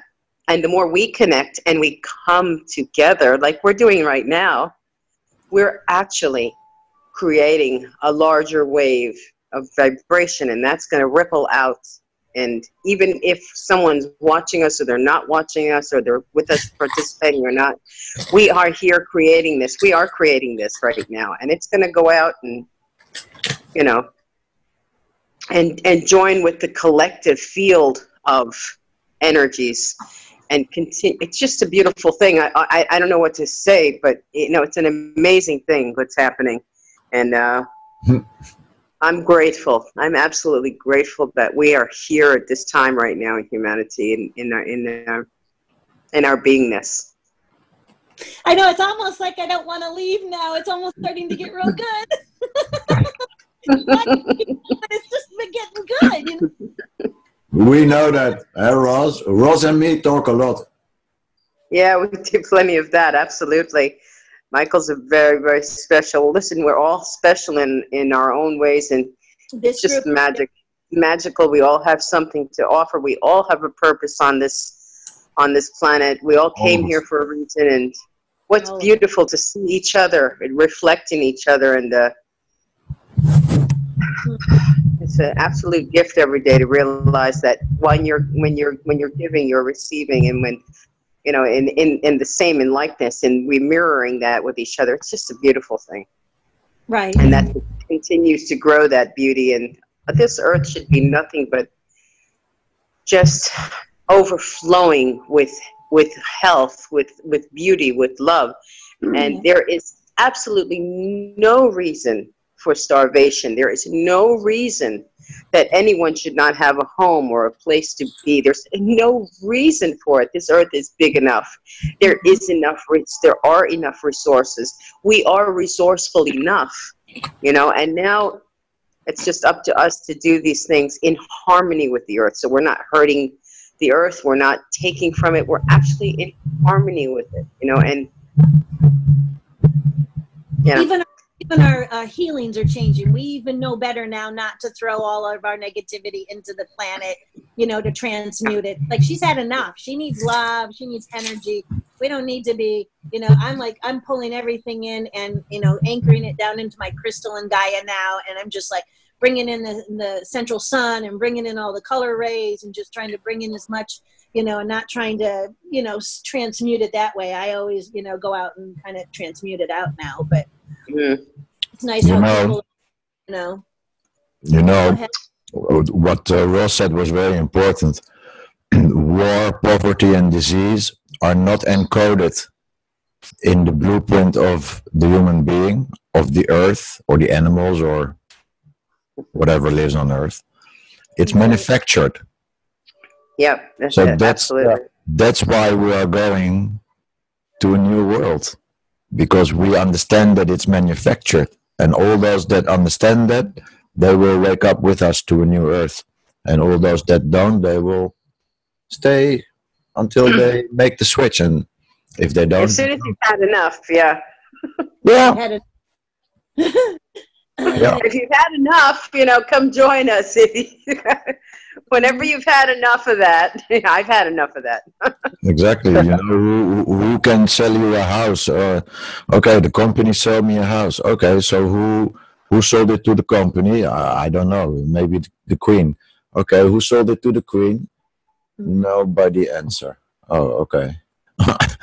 It's ridiculous. No one sold it to the Queen. The Queen just said it was hers, and that was it. And we somehow stupidly believed it. Well, this is a perfect little group. I mean, it couldn't have been better. So everything's perfect, Michael. It all worked out really nice, didn't it? Because the four of us with 2 women and 2 men, and I've known, Jean-Paul for quite a while, and you guys have known each other, and that's what I told Michael earlier when we couldn't see you. I'm like, look, our Jean-Paul's here for me, and Rosalind's here for you, and yet they wanted to meet each other. So, they're all together, and this is really great because this is like the beginning of what we're going to be doing, and maybe this is a good time for me, not to put you on the spot, Rosalind, but I would love to have you come join our crowd and our group and our little tribe here. And that means, would you be up for an interview yourself? Sure, maybe sometime, yeah. Yeah, I didn't want to put you on the spot. That's the last thing I wanted. No, it's okay. I've been having a lot of experiences myself lately. I have this kind of connection. I do a lot of sun gazing in the morning, so I've been collecting. I'd say have to be now. I don't know, just over 1,000 images, thousands of images.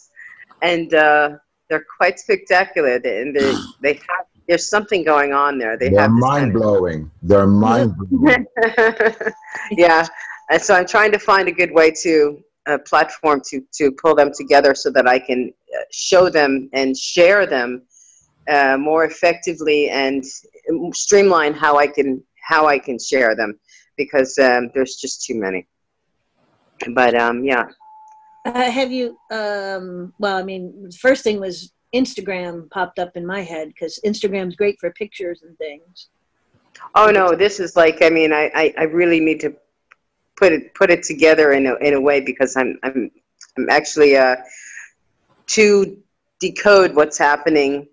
And there's like Michael has his light language also, and the writings that he does, the codes that he's writing and things, which are spectacular. Wow, really special, really, really special. And I feel that there's an energy, and there's also communication that's cosmic and intergalactic that's coming in. Mm-hmm. I'm reaching out there. I have lost time. I feel like I'm traveling out there, so like it might be a topic for an interview another time, but so I don't get too far into it because I don't know how much time we have. So, but we're not limited on time, and it can be any time you want, and it's all in comfort zone. So I make it really sounds easy. Beautiful. Whatever you want, we do it, because that's what's great about Facebook. We can do whatever we want. Did I lose you? Oh, I'm sorry. Oh. I don't know how to get out of here. Oh. Oh no. No. I'm back. Oh my God. No vision. I'm sorry. The only thing is the app. Sometimes with BeLive, you're supposed to only be on 20 minutes, and with Zoom, you're only supposed to be on for 40 minutes. But so far, we get to be on as long as we want. Yeah, I think you can be on Zoom as long as you want. Mm-hmm. And I'm going to start learning a little better how to edit. So once I just haven't had the time with everything else. But, a little better. I'm going to just chop all this stuff up because I was a model and a spokesmodel when I was younger. I wanted to do all that. So that spurred me on to do it all myself. So I've been working and learning on, all the little nuances and techniques and everything, and then the new apps show up and new possibilities. The internet showed up, you know, like Facebook. It's just constant learning. It's just unbelievable how much. And just to do this, you know, it seems like it's simple, but every time I have something happen, and if I didn't have the willpower and the heart and passion behind it, I would have given up by now. Yeah.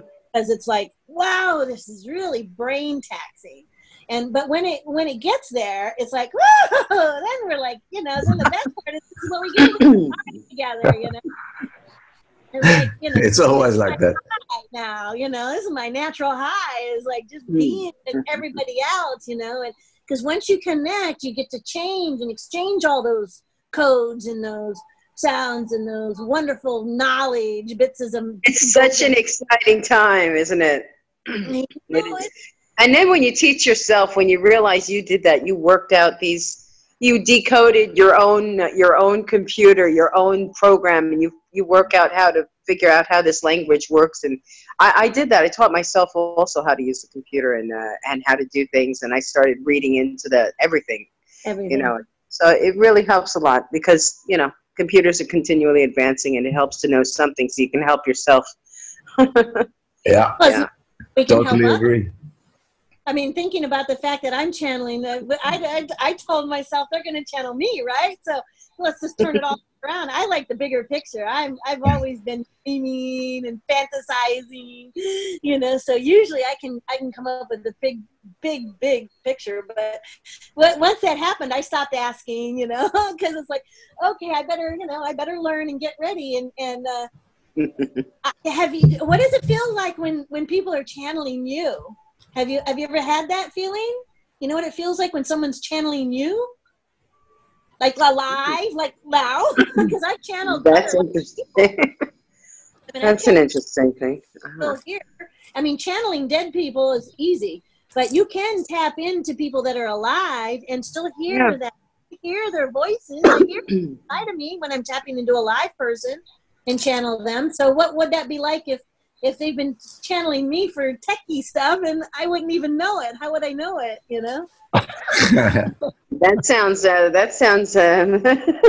it sounds a little unknowingly invasive, you know, or exploratory, you know. Mission, but only for the highest and best good. You know, this is the thing, though. This is the thing. While we have these abilities, while we're realizing these things, there is also a discernment. There is also respect. There is also, you know, all of those decency things because we're realizing that we have these abilities, these gifts, and these extra sensory perceptions and ways that, you know, we also have to approach it with love, with respect, with consideration, and you know, just because you can doesn't mean you should always, you know. It's everything about life that we should be as decent beings, as decent souls and hearts and souls that, you know, because this is it's a whole new world, and it's tempting and it's exciting and it's just, you know, it's everything. So you can get caught up in all of that, and, you know, we have to learn to respect that and to use it with love and respect, so that to be grateful and Absolutely. Appreciate. Yeah, gratefulness is really important. When you're in a grateful place, you can be very compassionate and loving. I can't say enough about the empowerment of what we have happening here, you know, to ourselves, and, you know, and the more you have it, you just feel the light filling up inside of you, and that light is a love and a joy, and it's who we are. So you're just basically becoming more. Your hue-ness is what I call it. Your hue-ness, because you're filling with light and the colors of the rainbow of everything. You know, you just, you know, until overflowing like a rainbow, going, you know, and then you can go from one end of the spectrum to the other. You know, I feel there's a lot connected in all that. You know, nice. But yeah. Well, we are. Tell her, Michael, how I get going if you get me talking.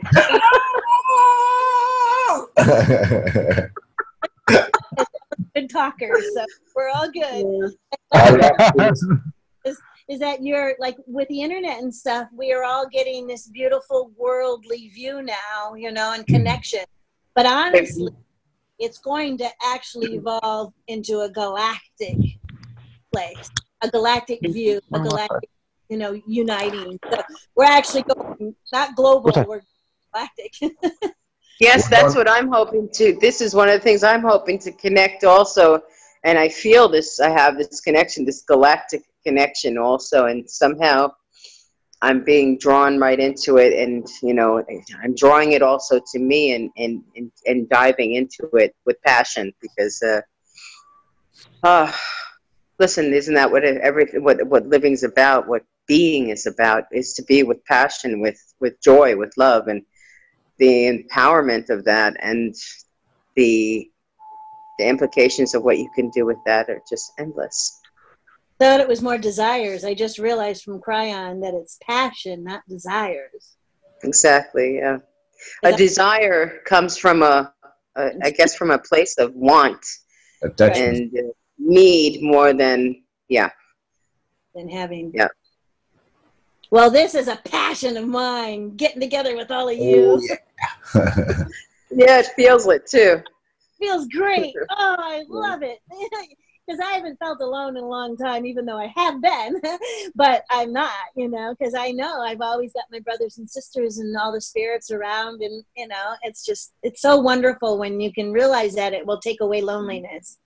You know, it just, it's amazing because then it's about, oh, give me my space. Like, oh, I'm not lonely, I'm just happy in my space.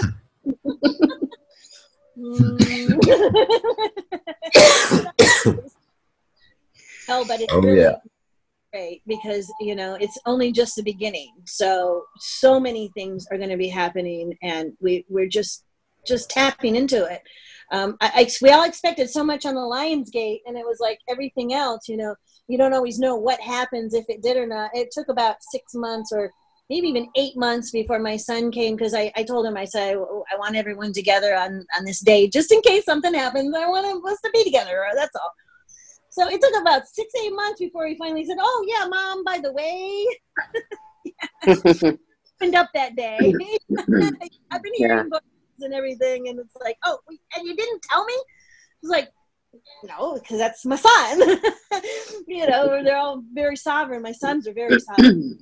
You know, and having a mom like me, you know, they're like, they just take care of themselves. And finally I'll come up and say, hey, wait a minute, you know, because I don't push them. I just allow them all their freedom. So they're very used to that. But yeah, he didn't say anything. And like, you know, when you got a mom who's very awake, you know, wouldn't you think that they would? But it's just the way it is, isn't it? So we even need to be there to mother everyone else, because even sometimes our own children have to go to somebody else to get it, right? Because your mom telling you psychic information isn't the same thing, is it? It's not. Well, I think nowadays, you know, our kids are going to get more used to that. In fact, they don't need us anymore. Starseeds that are coming in are telling us the information, you know. The children that are born today, the children that are born since 2017, actually, they come with full memory. Yeah. And a total different DNA. Totally different. This is how we close the gap. I feel this is how we close the gap, because you figure, you know, how can this ascension thing go on? And it's not even an ascension. It's a transformation. It's a transfiguration. It's a reconfiguration of our structural humanity, beingness, and our way, our entire energetic, you know, form, everything that we are. It's just a restructure of that. Excuse me. I had popcorn with cayenne pepper. Oh, it's an evolution of consciousness, actually, of consciousness itself. Yeah, it's remembering. For how I see it, it's remembering your past. It's remembering the love. That's all it is.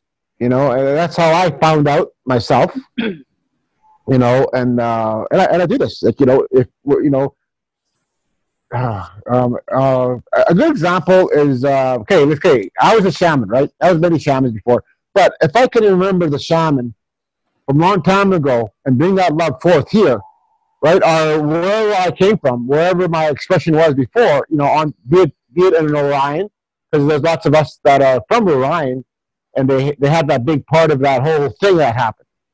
Okay. Now, and all those people are here. So if we can just remedy and resolve it and disentangle ourselves, yes, we can reach our own hearts, and that is ascension, in my point of view. Nice, because we all are doing our own thing. Being reborn while being alive. Right. I have this. Go ahead, Rosalind. I have this white box across my screen, which I'm so sad I can't see Michael's face, and half of yours only, because when you sent me the request to start the video, it didn't go away. So how do we get rid of that? I'm going to turn you off, and then I'll turn you back on again. Okay. All right. Okay, and then we'll turn it back on to start the video again. I'm gonna go for a smoke outside. Okay. Outside. Something was going on. That's why I lit the. It's funny. It won't leave that white the host box. And then so what you're doing is clicking on it, and then it moves it all around. Nah, not moving. Recording Michael. It says recording on Michael, so hopefully it's recording on everybody, but I don't know. Yeah, it is. It says recording on me too. I think it just says recording. Yes. Whoever's screen is lit up, the recording button is just going to be on there because it's recording. Exactly. Yeah. I got a big screen anyway, so it's not bothering me. Okay. So yeah, I haven't used Zoom very much, but I'm getting more used to it. Be Live. It's a good backup. I'm glad we had it today. It's awesome. I know, this worked out really nice, huh, Michael? And it's free. Yeah. Wouldn't give up, and I wouldn't. And we're like, we're going to do this one way or another, and then look at it. Now look at us, Michael. Woohoo! Now look at us. I'm flying. Yeah, and I didn't even swear earlier. I think I thought about it, though. Don't get frustrated. It's okay. I was totally in the flow. I was like, whatever comes, it's everything good. I did it already. Your hand? All right. I'm going to go outside myself. Okay. All right. I think it's absolutely gorgeous how we are coming together. Even have this interface, that how we can do this, you know, and be with each other. And, you know, this is just bringing us all so much closer together that we just, you know, we end up, you know, doing this and actually coming together in the physicality, you know. But the internet is definitely has been, we have unleashed ourselves into it. You know, not just, it hasn't been just now it's not just a thing that programmed to program us and to lead us into a games or this or that, you know, or an advertisement or whatever. No.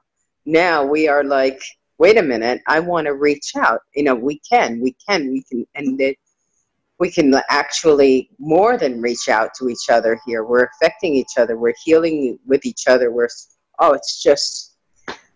It's amazing. I know. We're building. Yeah, and we're building, we're co-creating, we're doing it right here and right now.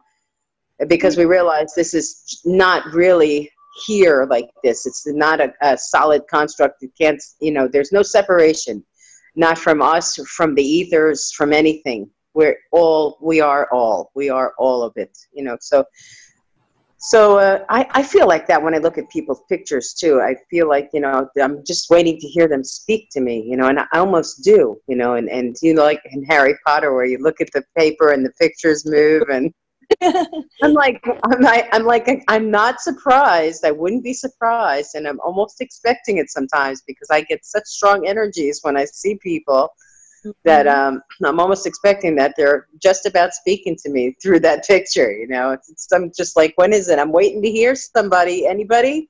You know, we got this. We really got this. You know. Well, I'm really glad that you came on. Michael was telling us, about you, a little bit about you, and had some nice things to say. So it was really nice. Thank you, Michael. And yes, it's really nice to get to meet you. And it would be great to do an interview, but if something happens, and I can at least say that you were already on. Yes, absolutely. Thank you so much. I'm happy to be here. Most grateful. Yeah. Well, you are awesome. I love your energy. That's for sure. Absolutely. Thank you. Love yours too. There's a lot of energy there. So I can see that you definitely can be an effective healer because, wow. When I get it going. Yeah. I'm just too excited. My son passed away at 5 months old from his immunization shot. So, he integrated into me. So now my healing is a much higher level. I went to psychic surgery, to all kinds of things. But then, we always want what we don't have. So I wanted to see and hear things and channel and be a medium, even though I was a healer. I wanted to learn all the other DSPs and all the other clairs and, and everything else. So I'm coming back around again, and it's time to upgrade the healing again. So I'm working on some more education on some things, but the human design, I'm an astrologer, and human design is like more advanced. And then eventually, because we went from a 7-point to a 9-point human, we're going to be going up, I'm sure we're going to be up again. So there's going to be even more after human design because, there's always evolution, and there's, wonderful things about the fact that people are changing now. The charts aren't necessarily the same, but yet they are, it's like an upgraded, but yet it's still the same, but yet not, it's like, it's getting a little difficult because honestly, the whole thing is based upon being off that much. So, it's really, it's so frustrating, but most of it is a collective conscious. So if you just think of it that way, that this is how the collective conscious works, this is how we all agree to basically work as humans, and then it sets fine.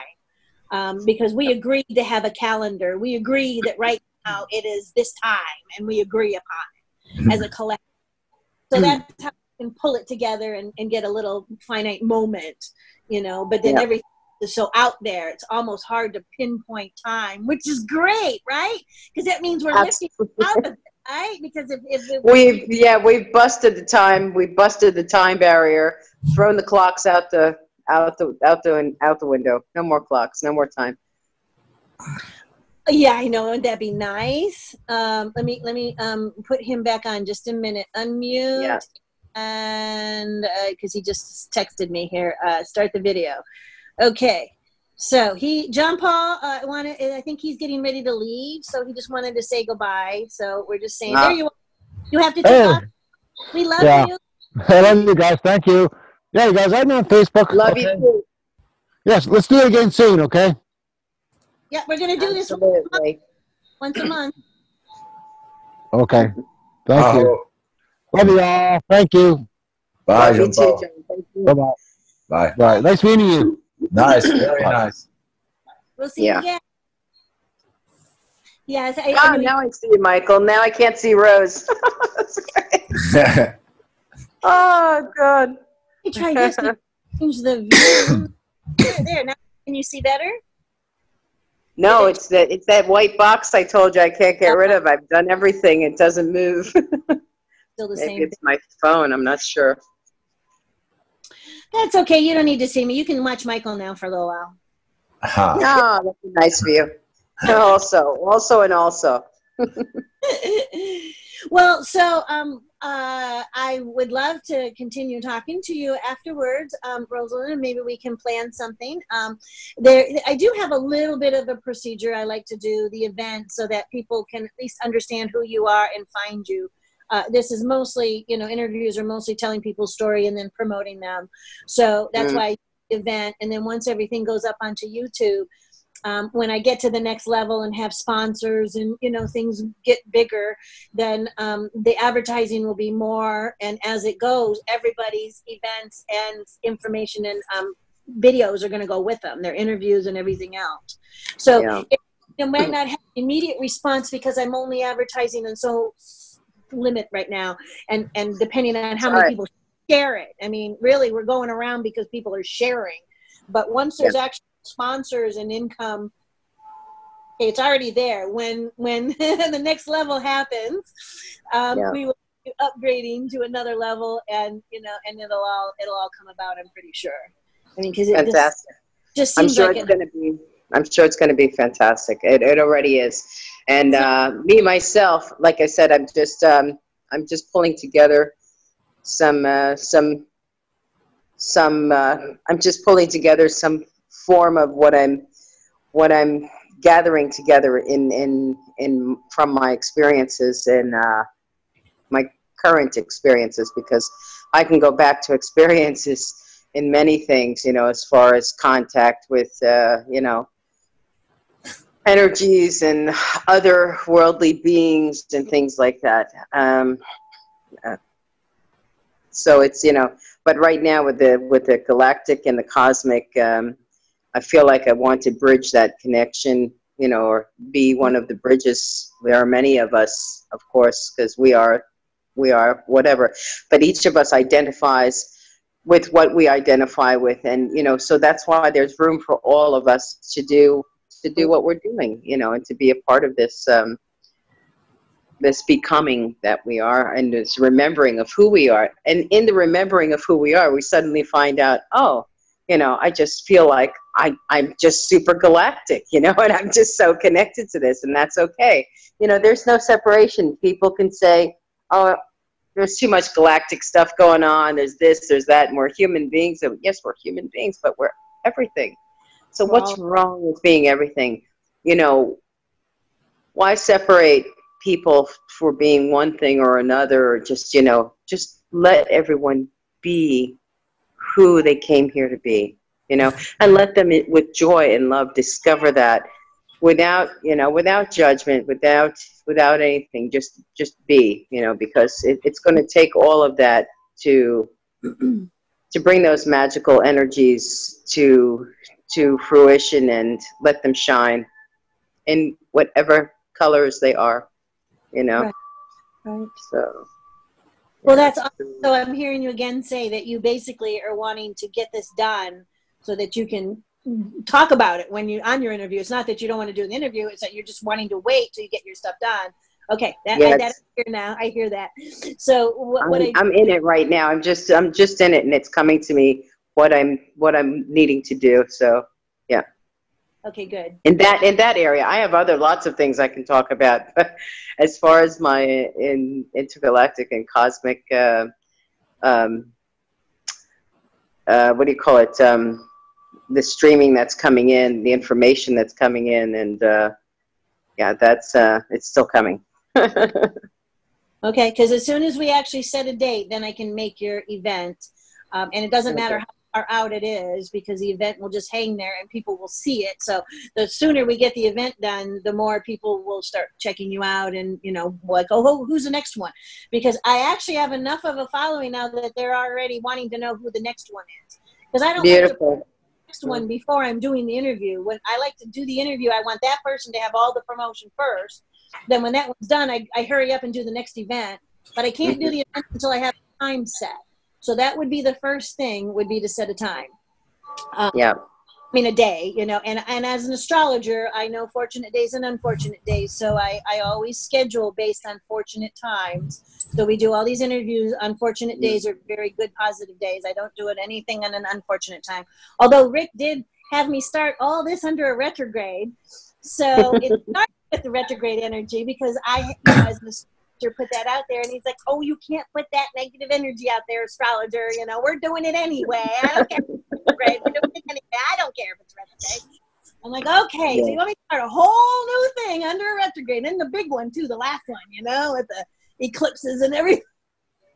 So everybody said yes, which is like a miracle under a retrograde that everyone said yes. And then they actually did their interviews until the retrograde stopped, and then the last few people didn't do their interviews. So that's the retrograde. So that was funny, but there is another retrograde coming next week, or sorry, on the 6th or 7th for a few weeks. So you want to get, you know, all your new stuff out there, put your promotions out there before the 6th or 7th. The retrograde is really about just getting your chores done, cleaning up, fixing things, you know.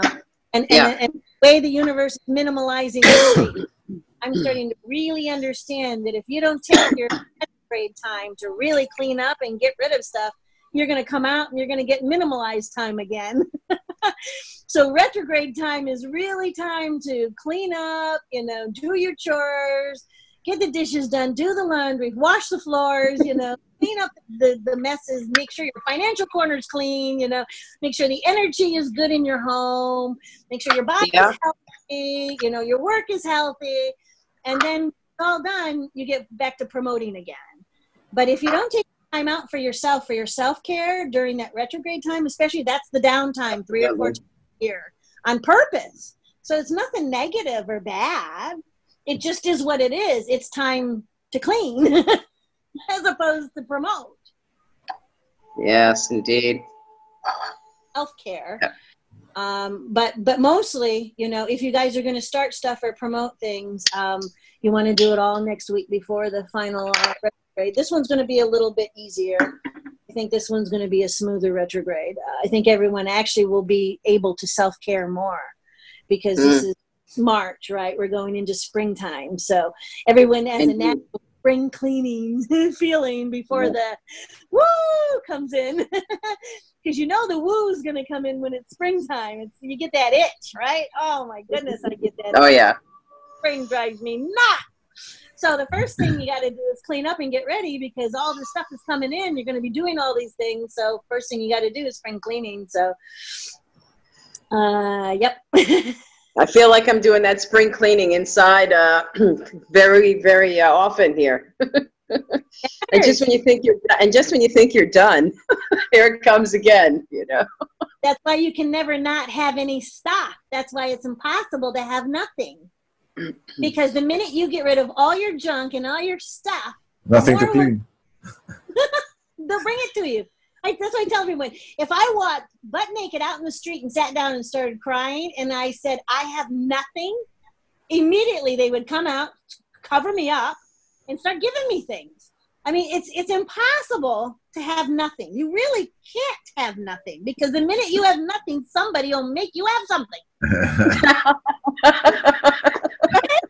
You can't not have enough junk. You can't ever get rid of junk. The minute you get rid of junk, there's more trash. Fabulous. It's impossible. And it's the same thing as you can never be lonely if you understand that there are angels and entities and energies and everything around you at all times. First you forget, exactly. Oh, they're looking at me in the bathroom. Oh yeah, honey, and they're watching you make love too. And they're clapping. It's an audience who is loving you, sending you love and sharing in your love. There is nothing to be ashamed of. It's us looking at us. It's us. It's us looking at us. Exactly. You can't hide anywhere. And they're always there. Also, how could you possibly be lonely when there's always someone there? You can't even be alone. You can't go anywhere and be alone because it's like, hello, we're still here. We still see you. You can run, but you cannot hide. That's true. Yeah. And why would you want to? You can check in, but you can never leave. Yeah. Oh my goodness. This feels like home, and that's a good start. Let me tell you what, Renee. This is a fantastic start. It feels like home. It has a wonderful feeling. So I think I'm so grateful for all the wonderful platforms that are opening up and, you know, beautiful people like yourself that, you know, just create this space and it's a flow and it feels like home, and it's just comfortable, and it just flows. Me myself, I'm tough to get started. Once I get started, then I'm okay. It's like putting the oil in the wheel, and then once it gets rolling, it stays rolling. But we're gods and goddesses. So when we get to that level, we interrelate, we understand. So it's just like you said, coming home. So it's totally different because I've upgraded. So I'm becoming a perfect partner. I'm becoming a better partner. I'm becoming a better me. So I'm bringing more around. I'm resonating and manifesting more. So I had to get myself into that space too. I really had to in order to resonate with everyone else. Because I really wanted, when I started all this, I wanted to surround myself with better people. Handpicked it. I went out and handpicked all the new friends group, and I've got almost 5,000 now, and most of them are coaches, psychics, and spiritual entrepreneurs. So the original group I created with a thought process. So I had a strategy going, at least for connecting with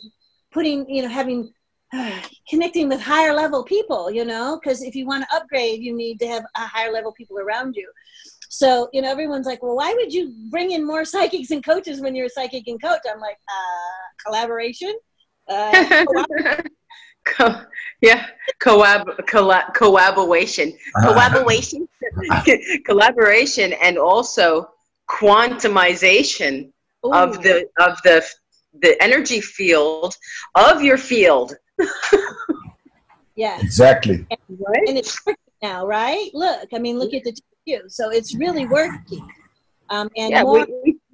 We spark each other. We actually spark off of each other. We are a spark. That energy is a spark, and we spark each other, and then it just grows, it quantifies. I'm sparking you. I'm sparked. I'm sparked. I'm sparked. You're so cool, Rosalind. I like you. Oh, thank you. I like you too. Michael, good interview. Really good interview for you, Michael. I love it. Because that's what he said. We're going to flow. We're just going to flow. We're going to flow.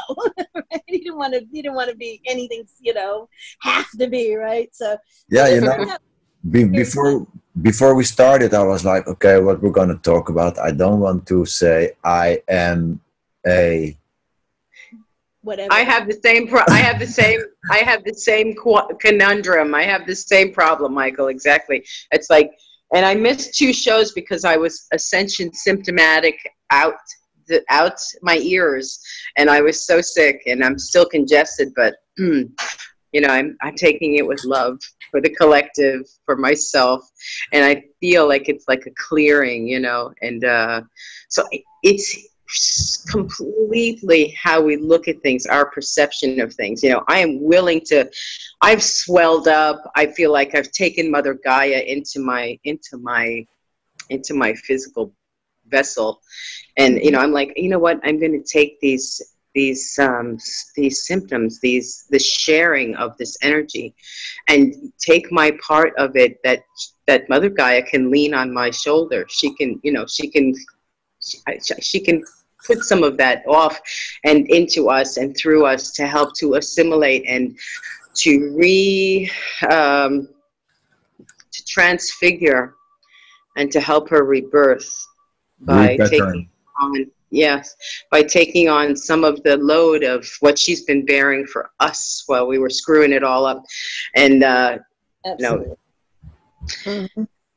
That's what I was saying earlier, right? It's like you automatically, naturally feel that you don't ground into, just don't do that anymore. You don't transmute and send everything into Gaia anymore. There was a time that it was okay, but now it's like, and I feel like I definitely have become, instead of putting in, I'm now pulling out. So I definitely feel like a very strong expression of Gaia.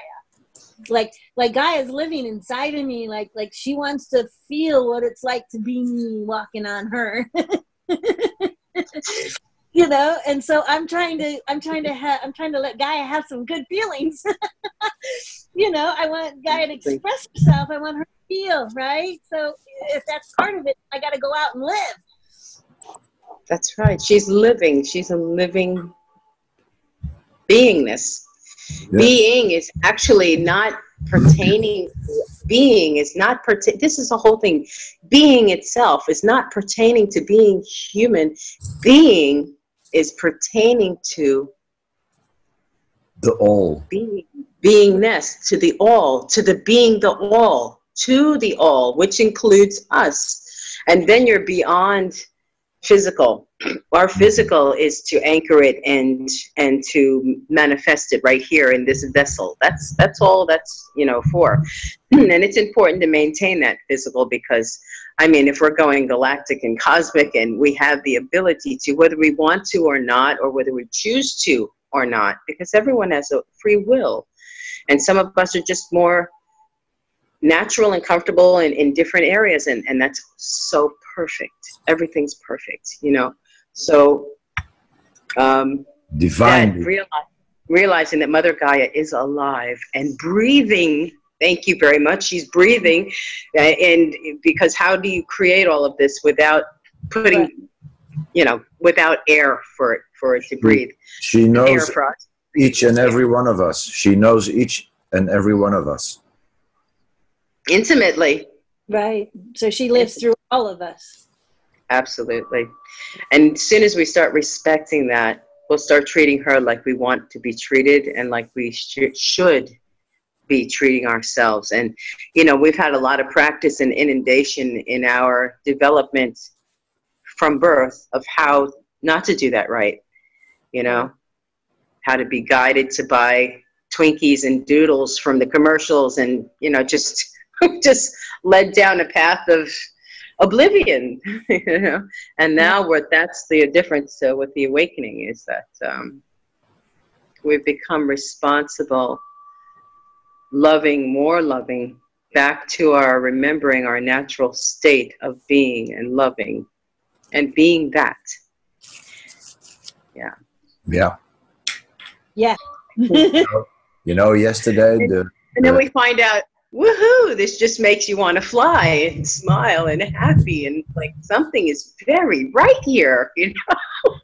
Do you want to say something, Michael? Yeah. Yeah, yesterday I was in Tel Aviv and we were going to this bar and the music was so loud that I couldn't stay there. So we went to another bar, and when I was talking to Tal, my partner, it was hurting my ears because there's so much coming in that it sounded like if your ears are not open and you talk to yourself, you hear yourself in a very weird kind of way, but it was very electronic. Pull your mic just a little. It's hard to hear you. There you go. Like that? Yeah. Yeah, because it's pretty loud. Yeah. It's pretty loud. Yeah. Okay. There you go. That's better? Yeah. That's good enough? Oh, Yofi. Oh. Yeah, it's great. Wow. No, let us talk. That way the microphone will go. He's like, oh. So I didn't want to speak. I could not speak because I had to raise my voice, and when I raised my voice, it would hurt my ears. Wow. Yeah, could not speak. Well, so that was in a bar, though. Yeah. Right? Yeah. So is that, you know, I mean, I'm finding that I'm not able to go into bars anymore, and I just picked up a job in a bar, so I'm like, I don't know if this is gonna work. Really? Oh. Trivia game. So I'm loving it, and I get paid for it, so I love it. But you know, when I used to, before I became a metaphysician, and I was just walking around not knowing what I was doing, I was like knowing that I had abilities, you know, but so when people would get drunk, when I'd see them in the bar, I'd feel really bad for them. I'm like, what's the matter? Why are they on the bar like that? What's wrong with them? And like, they're drunk. Oh, because I never got drunk. I didn't know what it was, you know. I'm allergic to alcohol, so I would just go, okay, well, so I just pull their drunk out, and they'd sit up, and people were like, oh my God, what did you just do? I'm like, well, I don't want him to be bad. I don't want anything wrong. And they're like, well, what'd you do? I'm like, well, I can do things, you know. You want to see an angel? Let me pull an angel in. Okay, let's bring some angels in. And guess what? Everyone leaves out the front door, and whoever's in the back comes in the back, turns on the lights, you know, and it's like, what the hell just happened? So when I want to do it, I tell people, I go, watch. This bar's crowded. It's stinky. It's too loud. I'm gonna change it. The lights are gonna come on and everyone's gonna leave. We're gonna have the place to ourselves. I'm like, what? I'm like, oh, I just have to bring in a few angels. That'll take care of all the dark. It'll be gone. So yeah, I'm kind of around with it sometimes, and I've done that. I've cleared many of bars, and I started realizing I shouldn't do that anymore because I actually went there for communication and, you know, to try to be around people. Be around the dark drunk ones, so I wanted the dark drunk ones to go away, and then I realized, oh, that's all of them. Your energy is intergalactic. Thank you. They call me a chameleon. Yeah, I'm a chameleon on all levels, on energy, physical. I can go anywhere, do anything. Yeah, I can resonate with that. I myself am become morphogenic myself, so I'm just like, okay, I'm gonna flow with this. 1 minute my face feels like it's twice, and then it looks like it's normal, and I'm like, I'm just gonna flow with this and just be, and everything's going to be fine. You know, if I turn into a leprechaun, okay. Yeah. But like, I'll grant you a wish. So I've been going through a lot the last couple of years, being homeless and going to food banks. So I've been going to all different kinds of places that I never went to before. So I've been meeting all kinds of different people, and, you know, and being put into different places. And actually, I get along more with the people that are in the shelters than the people that are out on the streets, that are in the buildings, you know, in the office, executive buildings, you know. It's like, because they're real.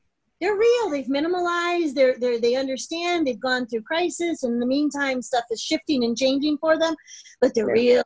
I mean, all the crap's out of their way, so they're just really real. So when an angel comes in and starts sending love, you know, I mean, every time I go to get my food, there are people that are expecting me to come now. They want to talk to me. They want to see me. They want to feel me. And one person brought her daughter because she has cancer and she wanted me to talk to her. So I sat down and I talked to her, and she's like, she wasn't really into it, but she listened, you know, and I realized my talking wasn't going to help as much as just me sitting there. So I backed off the talking and then just sat there and hugged her and loved her, and, you know, and just said, it's going to be okay. You just got to express yourself. Just be yourself. You're not being you. And she's like, yeah, no shit. I mean, that happens all the time, right? As soon as you tap into what it is, they turn around and look at you and go, yeah, no shit. No shit, Sherlock. But, you got it, right? Because you got to get in on there for that healing. You got to get in somewhere where they're holding that emotional tie, right? So Yeah. I use humor. If I can't the other way, I'll get them laughing or smiling or dancing, singing or playing or something. Do something. Anything. Bang on third eyes a lot too, but that wasn't very nice. Well, they did it to me. So that's what we thought it was, you know. Come on, open your eye. Don't poke my third eye, you know. But it's not. It has nothing to do with that. It's a total perception of God or the Creator and all in one. Once you get that, man, you never go back to unseen, unknowing. So we all decided to be here now, so we get to enjoy this, so we could be here in this moment. Yeah. I'm very happy and grateful that we have this moment. I am too. Extremely. I know it's hard to say goodbye when you're in such a good mood and having fun. I don't want to say goodbye. And that's the best part. We don't have to. I never do. And everyone's like, man, your videos are an hour to 2 to 3 hours long. And I did one too. I did one of my first live, And I was like, and I'm always so serious. And here now I'm relaxed, I'm laughing, I'm talking, and I'm like, why aren't I like that when I do a live? I come in there so spiritful and moved, and I just come across like Mother Teresa or something, Mother Superior. I don't know. Saying, children, this is how we should be right now. We really need to be doing this. This is serious stuff. And you know what? It is serious stuff. Right. Yeah. Well, I make it look easy, but I've been doing it since I was young. So I am confident, first of all. Secondly, I'm not concerned about making mistakes.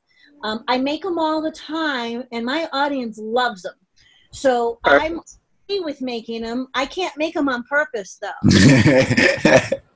Do what I do, and people love it, though. See, that's the whole thing. I know that as I'm making mistakes, that's what they like the most. So I'm confident about what I'm doing because it doesn't matter. And thirdly, the group that you're talking to, how you approach them or how they respond to you. If they're loving you and sending you loving energy, you can play and have more fun. But if you're approaching them like children, you might talk to them like children. If you're talking to them like adults, you might go that way. You might be able to talk to them like senior citizens. That might change. You could also completely imagine that they're all in their underwear. So that's what they say, when you're on stage. Everyone naked or in their underwear, and then you sit there laughing. So that doesn't really work either because you're just laughing at everyone. But if you want to, look at your audience, it's a matter of how you're projecting it and what you think is going to come back or how you're feeling it. So when you're just talking to a camera, it's really hard because this is not a full audience responding back. And so normally we work off of our audience. Our audience gives us all that energy and sends us love, and then we start thinking things and inspirations. But when you're just sitting here talking to a camera or a microphone and, there's nobody there, you have to imagine your audience there. So first of all, the confidence really matters in yourself. So once you do it more, that happens. As you're doing it more, you'll get more confident. The other thing is you can't worry about making mistakes because the people who love you are gonna love your mistakes just as much. So don't worry about the mistakes. And then the third thing is think about how you're thinking of people. So if you think you're talking to them like a mother and you're talking to them like a child, then talk to them like you're an adult. If you don't think that you should even talk to them like humans, then talk to them like you're talking to a bunch of aliens. I just come out of my heart. Whatever's coming through, I just let it come through. And that's yeah. You don't want to be in your head. You want to be in your heart because you're not in your ego, but you think it, so you do get in your head. That's the problem when we go back and we look at it. We shouldn't. We should just be, and don't go back and look at it and try to analyze it. You know what I mean? And so I just say that's I end up watching myself sometimes, and when I see myself and I go back, it's like I'm actually seeing someone else. I'm watching myself. It's an amazing feeling. And then I get the transmission myself, and I realize I'm affected, and I'm like, oh. Wow, I said that? Yeah, I said that? Wow, it's coming in. It's coming in. Okay, it's good. It feels good, So. A lot of actors won't even watch themselves. They won't even look at themselves because if they're good actors, they already know they're doing good. They don't want to start critiquing themselves. So they watch themselves. It could be a real killer critiquing yourself. I'm really hard on myself, but I try not to be because I understand that. When you're editing, you have no choice. You have to look at yourself when you're doing your own editing. So, I do because I want to make sure everything's coming across. But it is a question of, if you're just going to do something half the time and someone says it was good, you should just let it go and move on to the next one because, you can get too wrapped up in it and can definitely get the ego involved. But most of the time, if you just start noticing, God, I got this weird quirk. Maybe I shouldn't do that, but you never know. As an endearing actor, as an actor, that might be your endearing quality. Yes, exactly. Yeah, you're so right about that. Yeah. So you really want to be you, and you want to come from the heart. And while you're doing that, you channel. So that makes mine the next levels because I don't judge and I love unconditionally, but I allow everyone to channel. So if we're all channeling and we're all connected to source, we're all the same information. We're going to be tapped in, so we'll all be thinking the same thing. We'll all know when it's our turn to talk. We'll be inspired with what to say. I mean, and it's been working. It's been flowing. Like, look at this. I mean, we're not running over each one, and yet we can, and we do, you know, but yet we know when it's time for someone else to say something. And when there's more than two people, you start listening a lot better. Yes. You do, because you wait for your turn. And it's not a matter of, you know, okay, I got to wait because this is all I'm going to say. No, you got 5 people talking. You get inspired with 5 more things. And then when it's your turn, it's going to be the 6th thing that you didn't even expect that comes out of your mouth. Yeah. True.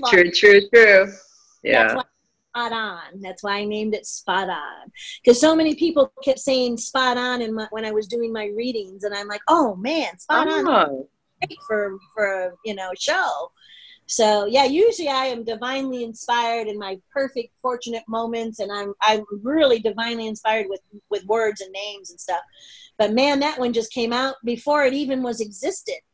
You know, absolutely. I went interviews a year ago. Rick said, "Let's do this." I was getting spot on already, and spot on came out, and that was it. There was no thought.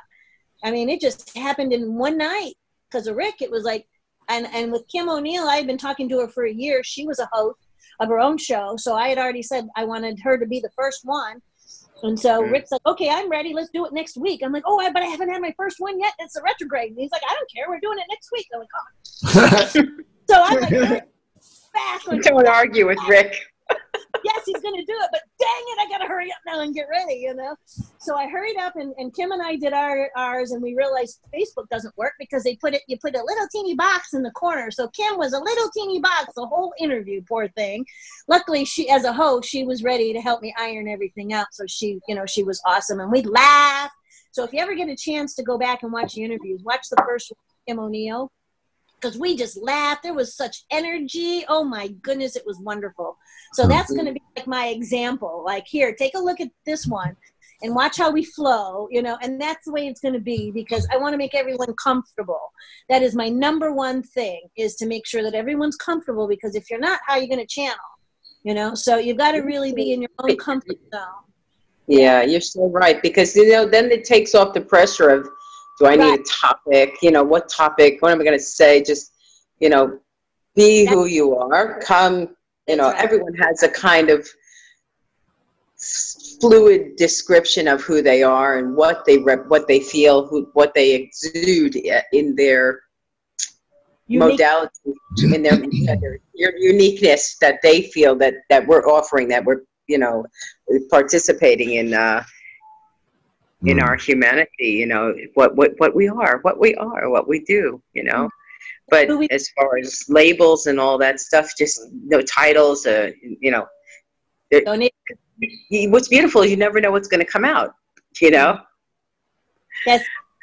That's the beauty. I know. That's why it's so never boring. No expectations either. No, I'm learning to detach. I'm almost completely detached. And then I just had a twin show up, so now I'm getting to practice all my new skills, and I'm proud. I'm doing really good.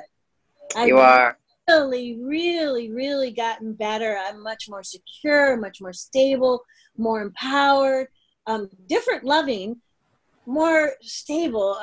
I don't know how to put it. I know what it is. I'm loving myself now. So I have a different kind of love to share with someone else. Yes. It's different. It's a different feeling. It is. It's slowly growing. It's not like bam, you know? I mean, it's, and he's so respectful, because that's one of the things I didn't get in most of mine, because, and I don't want to blame it on me being psychic, but unfortunately, it's really hard to have a relationship with someone who's not. Okay, and in the end, you're just like, yeah, you know, the disrespect really comes out in the end, and they really would say what they thought. Like, well, you didn't have much, or you didn't work this, you know, so, you know, it's like, you just don't get it. But I did learn, you know, through all that, and since my father left when I was very, very young, I didn't have a father, so I had to learn all of it by myself, right? So I've learned a lot about relationships, and my South Node is in relationships. So I understand, and I'm a perfect relationship counselor, but when I get in them, I'm not always the best, because, you know, I do the typical empathic thing. I just meld into my partner, and I want to be the best for my partner, and my partner became the most important thing, and all my spiritual stuff would, you know, end up taking the back seat. So, you know, it had to keep going and going. And now finally, with new respect and new love and new twin kind of level, all of it changing, which allows me again to grow some more. And again, because how can we share this or exchange it if we don't have anybody else? We have to unite. I mean, we have to now. That's all there is left, is the unification, because after that, then everything else will be okay, because we don't have to. We don't have to. It's automatic. It's going to be. Yeah, exactly. It's happening. Yeah. It's already happening. Yes. But yeah, we're radar. We're literally walking radar. You know, walking radar. We're energy seekers, energy signals, and we're walking radar. So yes. you get into radius and you start picking up signals from everyone around you.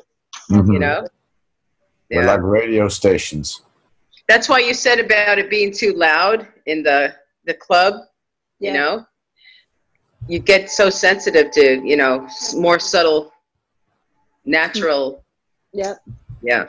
I can't even hide in there anymore. I can't, you know, I just can't, because it just affects me so much. No, but especially yesterday, it was very strong. You know, I can put music here loud and I don't mind. But yesterday, the purge began. Right. So my ears were ringing like crazy already. And then we walk into this place where the music is so loud that I said, oh no, no, I'm not going to do that. So normally it's not bothering me, but it really depends on the day. And yesterday was a very strong day. Today as well. Challenge. A challenge. Yeah, and, you know, alcohol is just not tasting good anymore. I don't like the way it tastes, and I'm not getting buzzed anymore, and I'm even allergic to it. It's just not affecting me. So I don't even, why waste money on it? Yeah, lucky for me, I don't like to drink anyway, and my stomach didn't like it either, so that's perfect for me. But not that I couldn't taste a sip of something, but it doesn't draw me. But you know, for everyone, it's different, and our tastes are changing, aren't they? They are big time. Cause I can't believe I can't enjoy a nice beer, for God's sakes. You know, it just doesn't taste the same. It's like getting harsh. It's like I don't know. It's not satisfying. We're starting to hear ourselves. We're starting to actually listen to our own speaking selves who are communicating with us to tell us what makes it feel good and what doesn't. And we're actually starting to hear ourselves again. The call of ourselves. Yeah, it all starts at home. It's been a wild ride, hasn't it, though? I mean, especially with the energies, because one minute you'll find yourself, you know, I had a couple of weeks of like, I couldn't get enough bread. I'm like, no, bread's not my friend. You know, bread is the thing that turns me into a loaf, you know? So what's going on? And I'm like, okay, you know what? Oh, I love bread. You know, so let me get through this. And then in the end, I'm like, oh, you really like a challenge. I looked in the mirror and I'm like, well, you really like a challenge, don't you, Roz? You know, so let's start all over again. You know, it's like one salad a day keeps the ascension symptoms away. I did that too, because I can't get all the food I want right now. Whoops. I can't get everything. What a beautiful picture. Oh my God. That was a beautiful picture. Yeah. What was it? My battery. Wasn't it? Yeah. I don't know. I don't know what came on. I just got to plug you in because it's going to picture of you. A beautiful, beautiful picture of you came on. It did. Also. No, we're happy seeing the beautiful you right here live, but it was a gorgeous picture. Oh, well, that's cool. Thank you.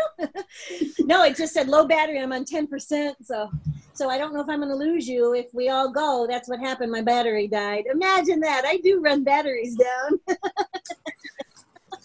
Oh, yeah. Oh, yeah. That's what we do. That's what we do. And I just reach 100%, so let me send you some energy. I mean, plug. I was plugged in the whole time. Now I'm unplugging. There we go. I'm free. Yep, and I'm holding the meeting, so if mine goes, we all go. Yep. Still recording, so we're doing good, and I'll be able to cut it up. So what I think I'll do is I'll cut this into 2, and we'll make it the interview, and then we'll make it a group, discussion for the second half. So I just cut it, and then because it'll be, we started, we're into, let's see, I have no clue what time is it. It is 4. So we started at noon. We didn't get really going until 1:30. So that's almost 3 hours, right? So if we cut off the last hour or so into the group talk, and the first hour and a half will be your interview, that'll be fine. And I'll just kind of put it as 2 group talks. So that's okay. I can also leave it on yours too, Michael. So I can leave the full one for Michael.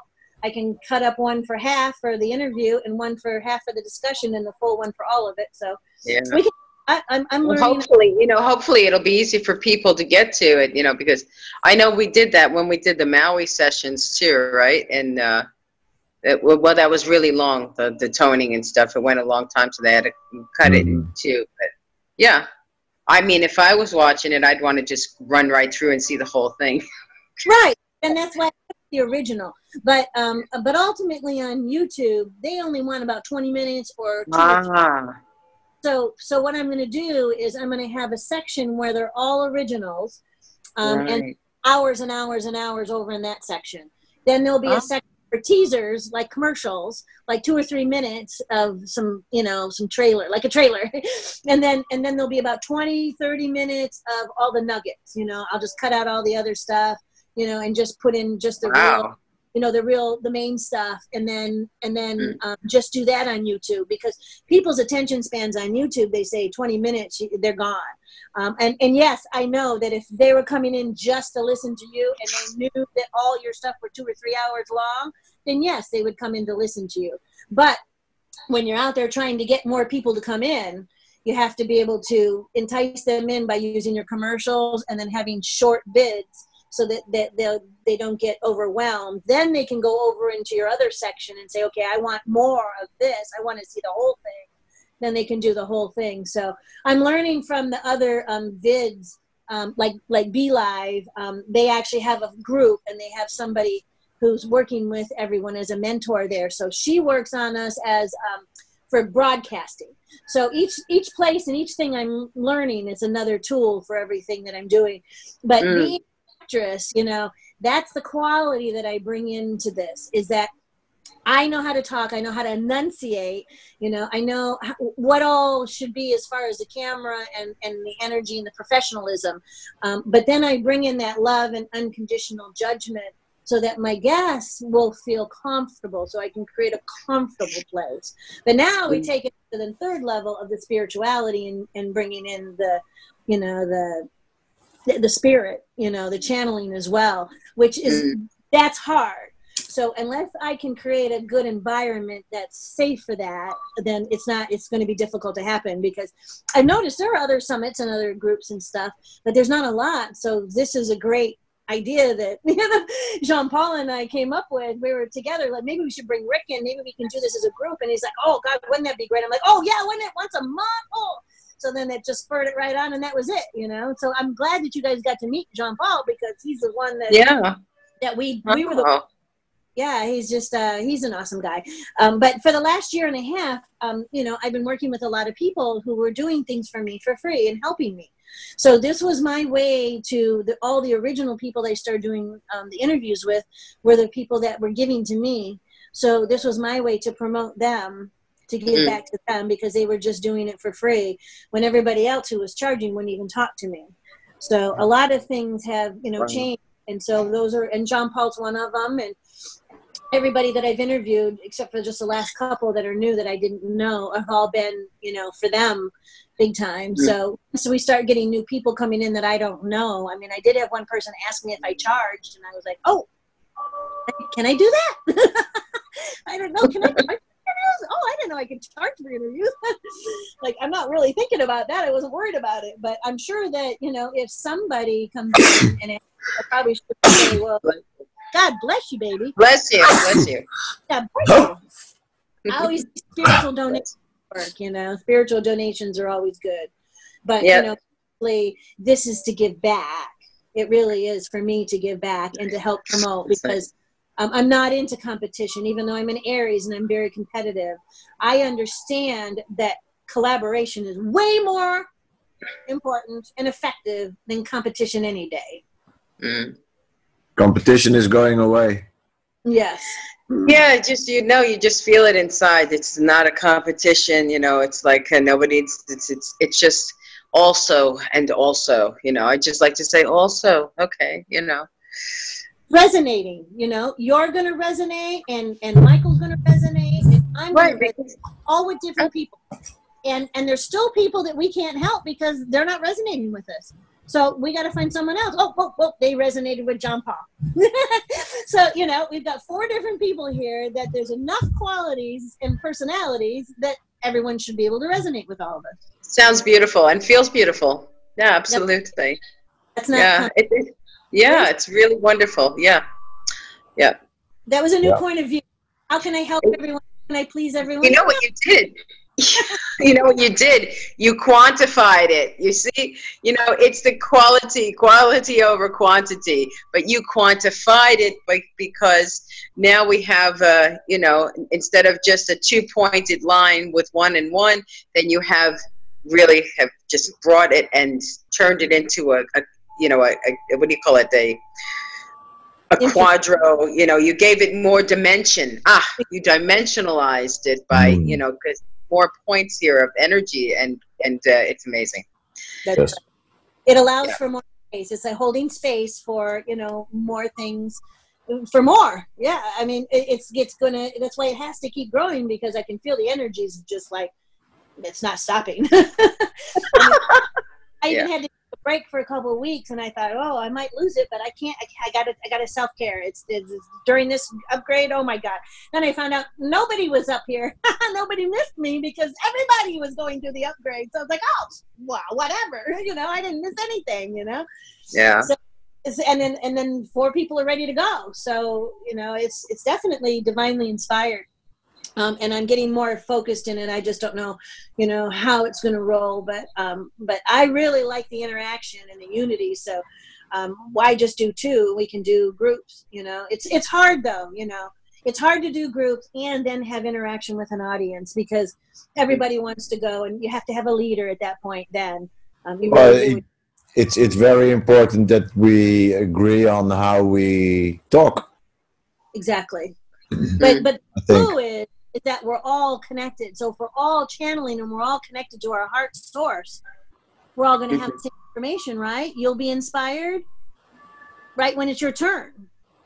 Absolutely. It's a natural feed. It's beautiful. It's just a natural flow. And like I said, we're sparking. We're sparking off each other. We're picking up our energies, just multiplying. It's beautiful. Michael hasn't said a whole lot, but you know what? Michael has been beaming and talking the whole time, even though he hasn't said. You know, I hear that too. I know. He's got all this energy. Michael's got beautiful energy. You're talking to everyone. So, I mean, you're still talking even if you're quiet. It's amazing. So I know. I know. You know what's happening here? We're actually hearing each other's signals. And I'm getting it from you, and I'm getting it from Michael the whole time. That and it's funny that you said it, and it's not funny that you said it, because it's absolutely true. Right. Wow. Right. Because, you know, like I said, we're all talkers, and, you know, we all can be good listeners when we want to be, you know, and when we're connected and tapped in, then there's signals. I mean, you know that, oh God, I'd like to say something, but it's not my turn and I shouldn't yet, you know, and we could have a talking stick, but we don't need that if we're connected. So when we're connected, it's a natural, organic way of being respectful of each other. I like that. Ooh, that sounded good. Because it's a natural respect for each other's space and information, intel. Yeah. Yes. And you know why it's natural is because we actually want to receive this signal. We're open, always, always open to receive and to give. And there's where the entry is open always to be flowed into and to flow out freely. It's a beautiful balance. It's balance too. I feel like a radio station that has been turned on.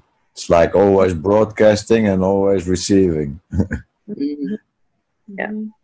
Especially at nighttime. Boy, we are traveling now. Woo. I feel like I'm traveling in the middle of the day. I got that too. I hear you. Yeah, I see you have your lights going. I know. I just, yeah, I'm lit up. That definitely is true. Wow. I know. Wow. Christmas lights. How about Christmas lights? Will that work? Let me see if I can go up. There we go. Christmas lights. Can you see them? Of course. Oh yeah, those are Okay. nice. Yeah. Brilliant. I got bamboo and my dragons. Oops, can't see That's the color. beautiful. I love that. Yeah, I love that too. It's a nice one. Yeah.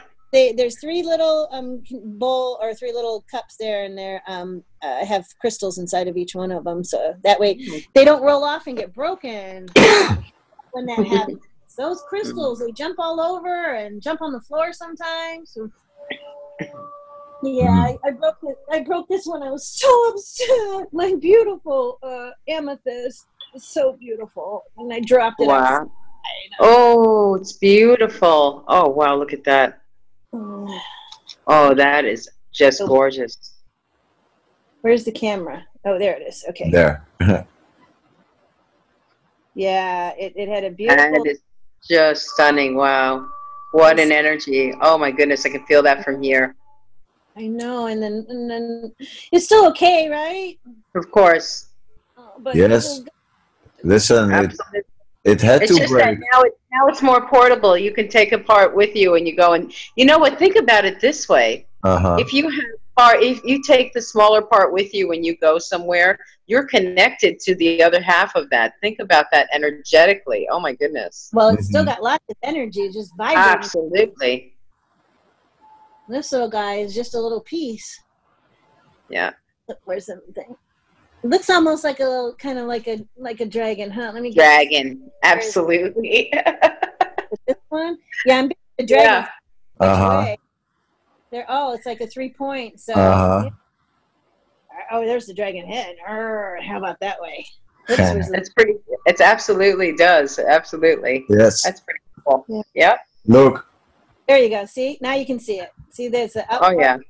the head and the nose and the face. Absolutely. Yeah. Wow, there it is. I knew it was in there. I could feel it. See what happens? And I love crystals. Where's my other one? And gotta love the dragons. So I always have them here with me. And I know they're just little stuffed animals, but Oh, it's so cute. got such good energy. Oh. So I put my my angel on, and it's kind of hard to read, but let me see what it. It's that some people come into your lives and quickly go. Others stay a while, make footprints on our hearts, and we are never ever the same. So I put that on him, and he's kind of like a combination of my water and air, and then this is my fire. Oh, So the red one. I actually have one of my kids gave me this, so we got to keep everything. Get out of here. I have one too. Like this little purple pony. I found it. Oh, My Little Pony, I found it. Not like that one, but that's a different one. Wow. Yeah. Wow, that's really different. So he sits up there with them too, but yeah, my dragons are purple and rainbow colored. But I'm an Aries, so I got all that fire. I know there's a fire there inside of me. That one's inside. The fire dragon's definitely inside of me. But the air and water, I see them kind of outside. So, yeah. Yeah, that's inside of me. Can you roar? You guys can roar. I know you can.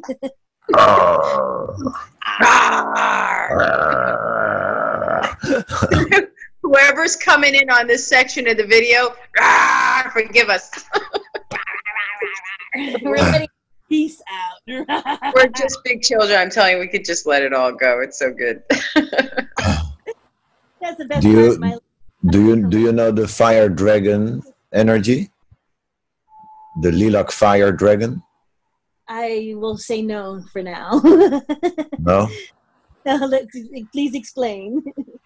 Oh, no, it's just a question. I pulled it once. No, somebody pulled it for me, a card, which carries this energy, and I worked with it for a little bit. It was quite awesome. Well, tell me, what were you going to say? Mm-hmm. Just how cool it is? I mean, I do understand fire, but, and the energy and everything, yes. No, I mean, I was wondering if it's the same energy, fire dragon, and that was lilac fire dragon. Oh. Well, I don't know on that. Interesting. Yes, well, how did you work with it?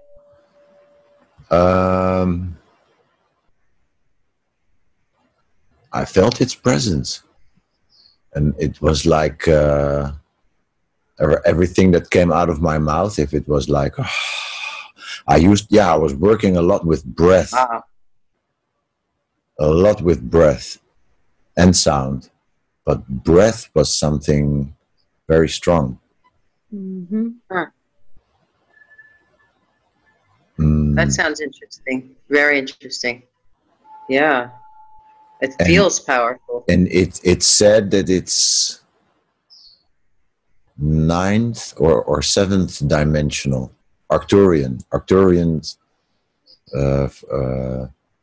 7th dimensional energy. Or 9th. I'm confused now. I don't remember. Doesn't really matter. I definitely got lots of Arcturian energy, so I can't say it didn't come from that, because I'm about as old Arcturian as you can get. So if it's Arcturian fire energy, then that would be a little different. Because I feel that I just assumed that was all my dragon, but if the Arcturian level is connected with that, then that would make total sense to me. Yeah. It's Arcturian level. It changes it, because that's a different dimension, it's different reality. It's a whole different. That's why it feels like it's coming in out of my tail. Like so far deep down, it's like in my tail. That's the Arcturian fire. The Aries fire seems to come out of my head. And then my creator fire that comes out of my heart kind of gets kind of weird. It's like it goes through all the elements. Like it comes out, starts off fire, but then hits the air and the water, and somehow comes out as like little raindrops, like earthy wise. So it's a little strange how that works. That's also that's elemental dimensional level inside my heart, because that's tapping back into Gaia again, I think. If that makes sense. That's where maybe my feet are. My feet are down into Gaia. God's in the heart. Arcturians are down in the tail. Coming up my tail. And all of it. Yeah, it makes sense. And then all of it together in the end has to be grounded. And you're right. You said, like you said, and your feet are in Mother and Gaia. Yes. And my head is Aries, is that fire, but I'm also Cancer moon and Cancer rising, so very much water, very, very water. It's just I came in fire this time, so that as I could be the Cancer, because I truly believe our rising sign is what our soul signature is. And here's why. Because if you guys have seen shape-shifting or seen past lives in people, that's how it started with me. When I was making love, because we recognize love, especially strong love. Like, so while you're in the middle of love, it opens up like a portal, right? So you can recognize the person you're with. Well, what was happening was I love to look deep into someone's eyes like you're supposed to, right? So there's a T-zone that I learned through astrology, and there's the outer shape of your face. Okay, so if you focus on someone's T-zone for a while, really focus and let the rest of it go out of focus, their face will start shifting. So what was happening is when I was making love, their face was shifting. So I was seeing them all the other times that I was making love to them. So what would happen is they turn from male to female, different colors, hair, no hair, big, small, male, female, everything. And that's very distracting when you're trying to have an orgasm. Very. So I roll my back now most of the time, so I have to explain. I shut my eyes because of this. But what I did was I took that to the next level, and then I understood, okay, we do see past lives in people. We see them in their past lives. I've pulled up people coming back to me in a different life. So I know, and the reason is that we can recognize them. Why? Because there has to be some kind of constant. It's not that every time we change, we totally change. Because there's a variable and a constant. So what happens is the shape of the face stays the same and the T-zone stays the same. So the eyes become extremely important because they stay the same life after life after life. Okay? They're the shapes we're talking about. They can be different colors, but the T-zone is one way and the shape is another. So when you're shifting, that's how you can get the shape shifting and the changing. Okay, but to make the hypothesis come through, meaning that the one's got to be constant, one's got to be variable. So we come in life after life. So if we have 12 lives, there's 12 signs, 12 personalities. It's a lot of morphing. A lot of characteristics, yes. It's a lot. I do a lot of thinking. But wow. You have a constant like the face and the T-zone, and we're able to see shifting. So as I was seeing the shifting, the T-zone was staying the same, but everything else was changing. So I realized there is a constant. Okay, so if you're coming in regularly as a different sign, you're learning how to be a different human. So if you come in 12 lifetimes and you're a different sun sign each time, you've learned how to be a human in 12 lives.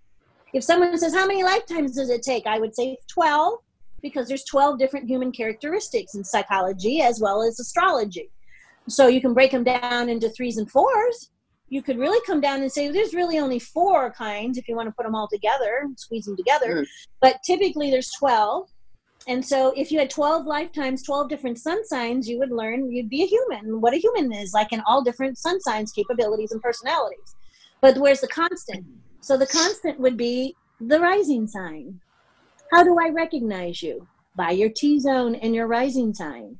Because we constantly stayed that way. So this is the really kick butt part, ready, of this story. So when I was in the Aquarian Foundation back in Seattle 25 years ago,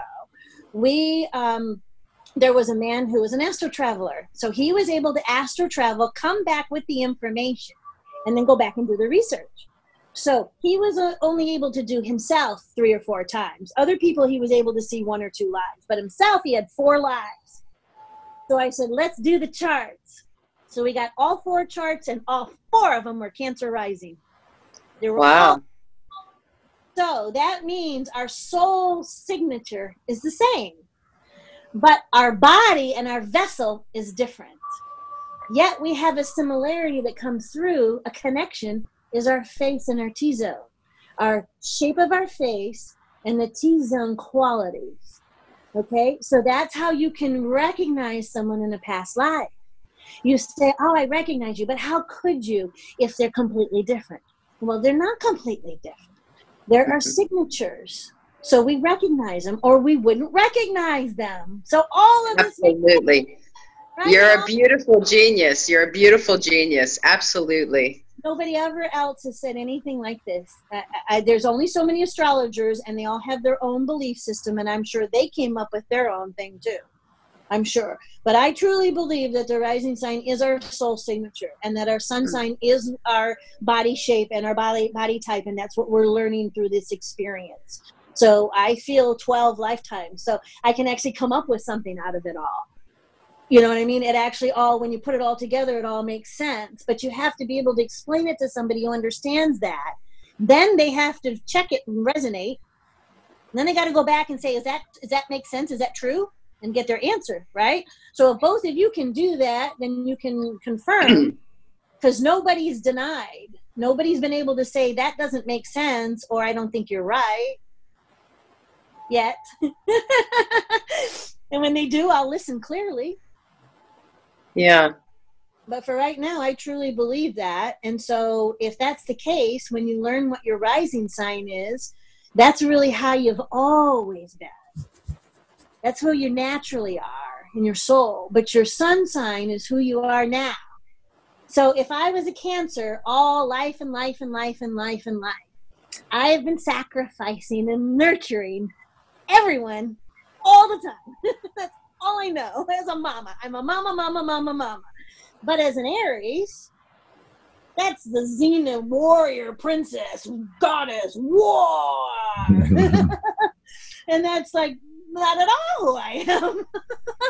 But it is who I am this time. And if I didn't have that fiery energy to kick ass, I'd let everyone run over me all the time and want to please everybody. And I need to be sovereign this time. So I needed the strength to pick up. But the Aries has got willpower. They just never quit. Woo! So, that's what keeps me going. So I integrated it to make my Cancer stronger. I'm Cancer too. And then you're sensitive. You understand what I just explained, all those things. And Cancer men run away from me, screaming, scared, shitless. Ah! You can't take me, It's like one time I open my mouth and get upset, they're gone. So that's what I'm saying. I'm such a better partner now. I wasn't trying to be egotistical. You have to be with someone to be able to see it for yourself. And when you can see it for yourself, you start feeling really good, that you can be a good partner. Because if I know I can be a good partner to someone else in a loving sexual situation, then I know I can be great for everybody else that I need to help, right? Because I've opened up. How can I be 100% perfect and strong if I'm celibate and a hermit, which I have been for a couple years after my menopause. So it's all perfect because I needed to grow. Well, now it's time to empower, so it's time to get physical again, right? Because that's where it comes from. Yeah. And Definitely. you too. And you're a Cancer, so I draw all kinds of Cancer men and women because that's what I resonate with. Right? So you're a Cancer, Michael, as a sun sign. So what's your rising sign? I wouldn't doubt if it wasn't Pisces. You're so sensitive and so sweet, so empathic. We'd have to do your chart. Have you had your chart done? I believe it's Fish, yeah. Doubt it. I wouldn't doubt it. Mm-hmm. Well, go back and look, and if you haven't, then just send me your birth date, time, and place, and I'll do the chart for you, and then just copy it and send it to you. Okay. Plus, human design chart too. So the next level is finding out whether you're a generator, a manifester, or a projector. I know that. I'm a manifesting generator. Manifesting generator. Great. So is Yukia. I just did hers too. So with Yukia, she thought she had all of them filled up, but only 2 of them are not. And the 2 that are not are the 2 that are on mine. So when I'm with Yukia, I actually activate her because I fill the last 2 of her chakras that aren't activated. So she's my mentor. So when we're together, I'm fully activated because she activates all the rest of my 7. So I'm like, oh, when I'm with her. Oh my God, because you guys already know what she's like to be with her to begin with. But when I'm with her, we activate each other, and it's like I'm fully 100% there with her.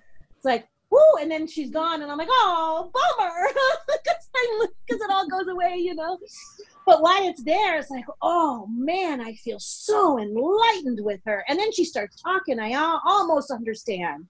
And my inner side understands. My outer side's like, what? But the inner side's like, wow. Yeah, she's amazing. I can't wait. Amazing. my girlfriend's doing it, and she's like, you know, I'm like, oh, you gotta see, you just gotta, you like, you can't wait till you see her. She's got like over 111 languages, you know, she's just awesome. She knows exactly what's going on, and she's perfect for anyone who needs that kind of help. And then that's what she's doing, right? She's out there trying to help people to do that. Indeed, absolutely, and she does a lot of people. She helps, yeah. So 2 weeks, on the 4th, I'm going to interview her, so I can't wait. Oh, wonderful. Oh, yeah. So I'd love for you to watch that. And I can't wait till you're ready. And, you know, everyone is like, it's all spot on. Yeah, it's so perfect. Oh, my goodness. I love it. Spot on. I know. Beautiful. Good with names, but that's because I'm plugged in. You know, I really do wait to the right time for the right moment to be inspired. I've always done that. I like to put out a good first impression.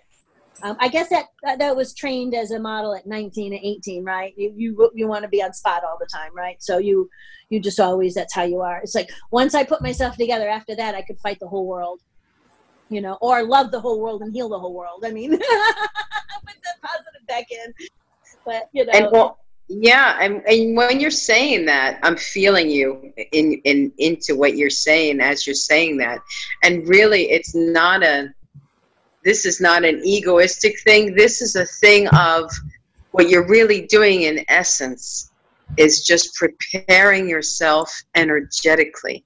You see, this is why I want to also, part of me wants to also assist in how we perceive things explanation-wise to ourselves in our understanding. And when we say it to ourselves that way, it becomes more empowered. And it becomes only positive. It takes away all of the negativity. It takes away the judgment. It takes away the, you know, descriptive, all of that. And it turns into an essence and an energy. So that's what you're doing. If you're putting on makeup, it's not like you're vain or you're this, or you are actually just preparing your vessel energetically. And however that expression comes out, just like however we want to express ourselves, whether we want to be transgender or whatever we feel we are, we feel more feminine, we feel more masculine, maybe at this moment or another, or maybe all the time. Whatever it is, it's an expression that is emanating from our source of our trueness, our beingness. Yeah, yes, coming through. Very unique, and so I wanted to always, you know, be that punk, you know, from the 80s. But, you know, I did just get a new kind of reality check listening to Cry On Again, because, you know, it's like, come on, guys, purple hair just doesn't work if you're trying to get respect, you know? If you want people to, you know, really, you know, you got to think about what you're doing, you know? It's like, and he didn't say it that way, it was totally different. But that's the way I took it, and I went, oh, yeah, okay, back to you know, first impressions. You know, it does matter, you know, you want to put the right energy out, you know, so I worry more about the energy now, how I'm preparing my vessel. The makeup and the hair is just natural. You know, after you've done it so many years, you don't even think about it, you just do it. Yeah. And you know what? And it's your energy. We want your energy. Even if your energy is purple hair, even on the first impression, I'd want to see that. I'd want to feel you genuinely as you. And that is the real deal that you're giving, you know. Yeah. Yeah, and I wasn't saying anything wrong, because I know that came out wrong. But I'm not saying anything wrong about purple hair, because I love purple hair. It's just that if I, you know, when I was more that way, you know, and being really unique and unique energy to have that extra attention, because I think some of that was with it for me. I'm talking about me, not anybody else. Nobody else take this for anything else other than me talking about me. But once I heard that, it just made sense to me that if I want to step up, and I want to unite, and I want to be spiritually, you know, enlightening, I will always be me, but there is just a, oh God, Chiron said it perfect. It's like just changing the attitude from an ego of, I want to be a star like an actress, to, I just want to be me and be popular. That sounds better, because that's the way Chiron said it. Chiron said, you know, just think about being more popular. That's not ego, you know, and you know, think about the impression you're putting out. you know, because it just spoke to me. I'm not saying anything judgmental about anybody else, because I want everyone to really be themselves, whoever they are uniquely.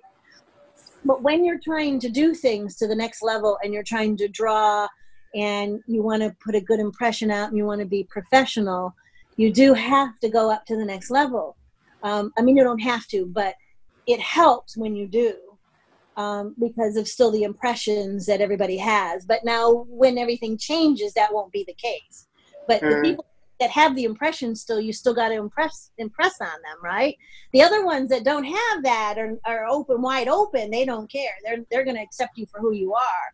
But what about all the other ones that we're trying to talk to and trying to enlighten and awaken? And, you know, we could just avoid them, or we could try to attract them and try to help them. And so for me, that's kind of what I'm doing in that way, not from an ego, like you said, not from an ego, trying to put a professional attitude out, because this is me doing everything just by myself with nothing. So amazing. Crossed professional and awesome with nothing.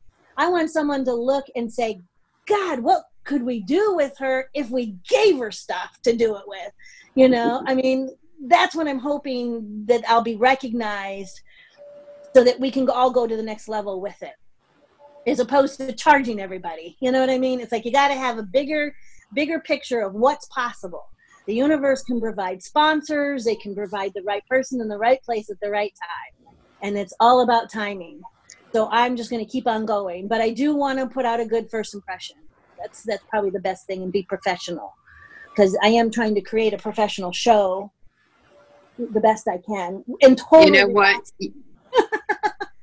You know what? When you went into yourself and you gave us this amazing enlightening information and infusion that you gave us about the T-cross and all this information, what I felt and saw in you immediately was like, oh God, I'm getting her absolute core, her source. I mean, you were just pouring out of your isness of you, and I was like, this is fantastic, and I was just bathing in it and beaming in it, and for you also, just that's all you have to do. That is your brand. It is you, and it's like so coming across beautiful. I just want you to know that, and it totally took me, so I think that's the. Thank you for do it, because I've tried to talk to people about that, and I've never been able to finish. They couldn't take it. So I actually got to finish talking to you guys about it. So thank you very much. Thank you. That was fantastic. Yeah, so far no one's been able to accept it and understand it yet. But you guys have dealt with enough past lives, and you've seen enough, and you've felt enough that it resonated with you. Yeah. So haven't been able to, that's what I've been trying to get, is some confirmation and some resonation. Yeah. With it, affirmation, because I truly believe it, and I just haven't been able to talk to anyone about it.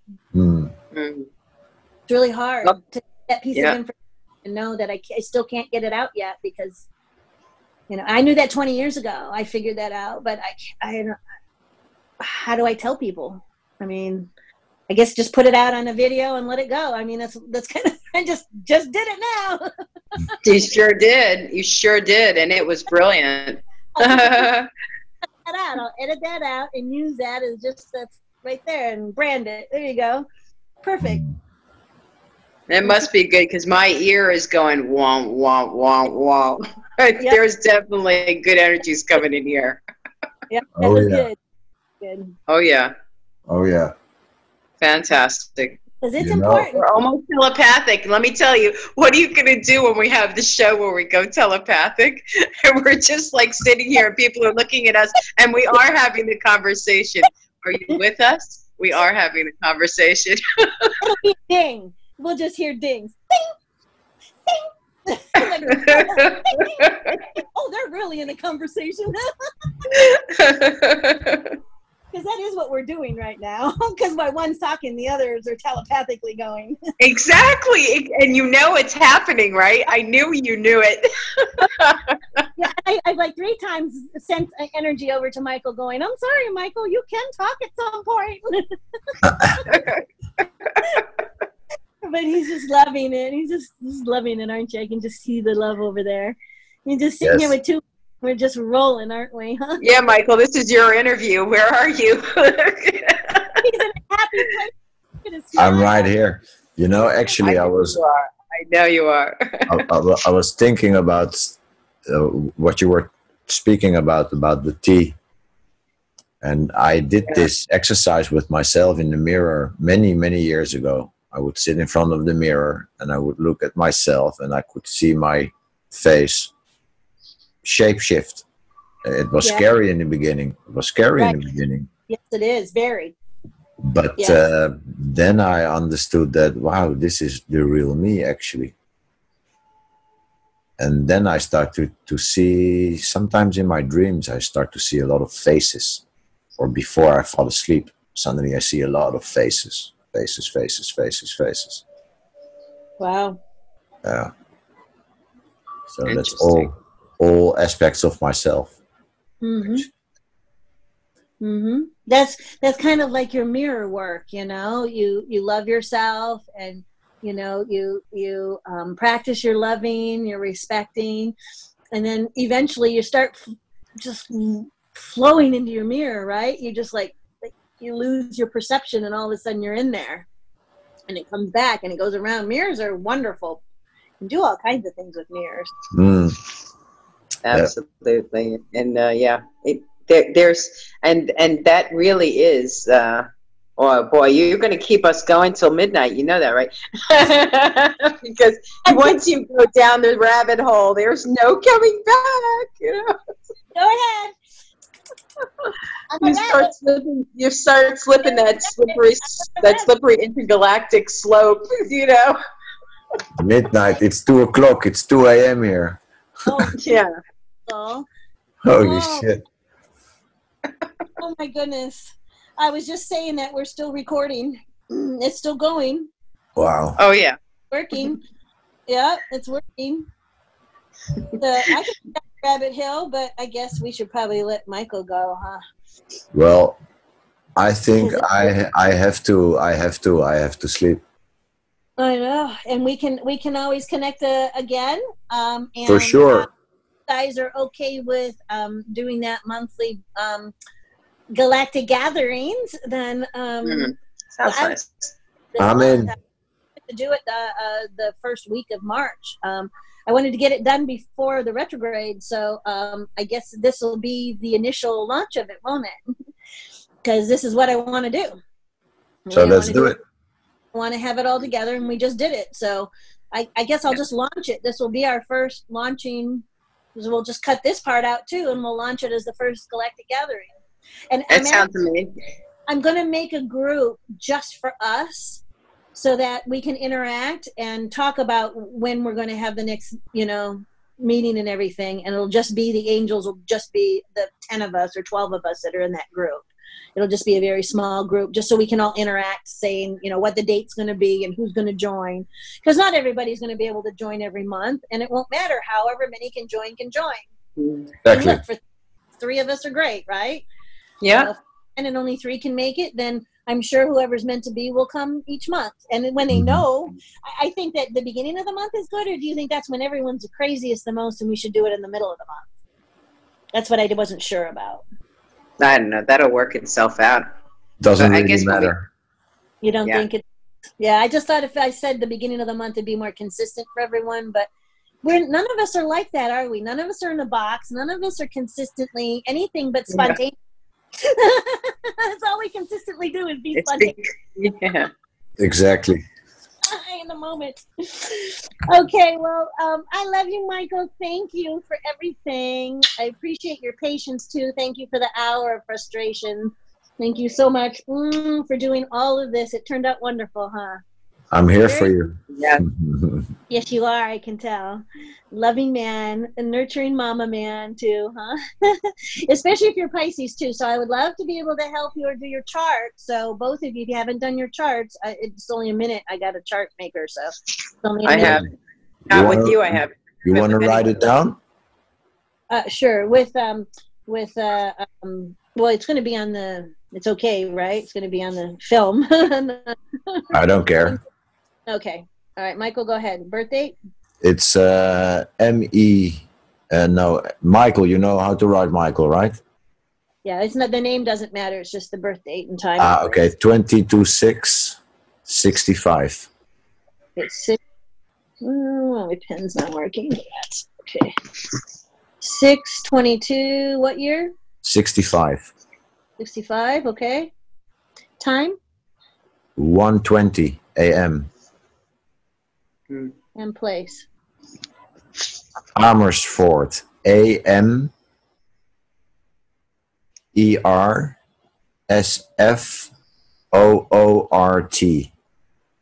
Amersfoort. Amersfoort. Full name. What the city is in what state or country?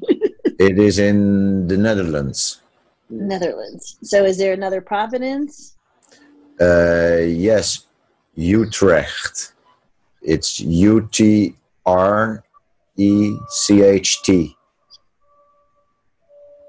In the Netherlands. So the Netherlands would be the country. Yes. Okay, and then Utrecht and then Amsterdam. Okay, so if I have a problem. Do you want all my names or only one? Oh, this is the name that I'm not doing numerology. So numerology is the study of the names and the numbers. Okay, good. Because he was about to pull out a list of his whole ancestors now. Well, I also will do your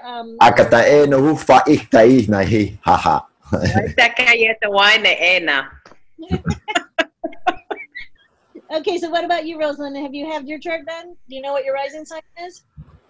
I think I'm not sure exactly. I think it's I think my rising sign is Cancer. I think so, but yeah. Runs deep. I mean, Cancers are the nurturers, and we got a lot. And so is our, well, you guys aren't in this country. I mean, the United States is 1776, you know, July 4th. So, so our country is a Cancer as well, the United States. We were born under Cancer time, so even, see, that's what's wrong with our country, okay? You guys are Cancer, do you understand? So nurture, care of everyone else, and we don't always take care of our own home, you know, and our own family. Sometimes we're so busy taking care of everyone else, we're not nurturing ourselves. That's our country. Our country is so got their nose into everybody else, and they're not taking care of their own. Yeah. Cancer, they're so concerned about everybody else on the rest of the planet that they're not able to take care of their own because the country's a Cancer. And if we took care of our own, the whole country would be better. And so would the rest of the planet, because we just took care of ourselves. Yes, indeed. You see, our planet's still young, our country's still young, it hasn't figured it out. It's a Cancer till they got older to figure it out. The Cancers didn't learn that at 20, we learned that at 50. Not at 20. Exactly, yeah. Like, we were playing and taking care of everyone. At 20, I was pushing healing on people. I was healing them because they didn't know better. They needed it. Oh, God.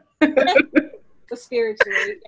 That's the Aries in me. Come on. The Cancer was like, we got to heal everyone. The Aries like, we got to do it now, whether they want it or not. It's going to be better for you. It's going to be better for me. Exactly, because you don't know better. Right. Well, oh, dear, dear, dear. Yeah. When you put your face into a brick wall a bunch of times, you learn after a while. Even if your head is hard, you still learn eventually.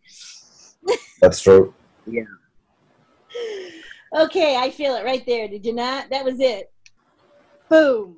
That was the time to go. Did you feel that? Did you feel it with me? Or was it just me? It just went. No. Yeah, I did. Did you feel the energy just go whoosh? You know? Okay. We are good, right? I think we should finish this video or this session with a moment of silence. Oh, there we go. I was going to say, 3 Cancers can never say goodbye, remember?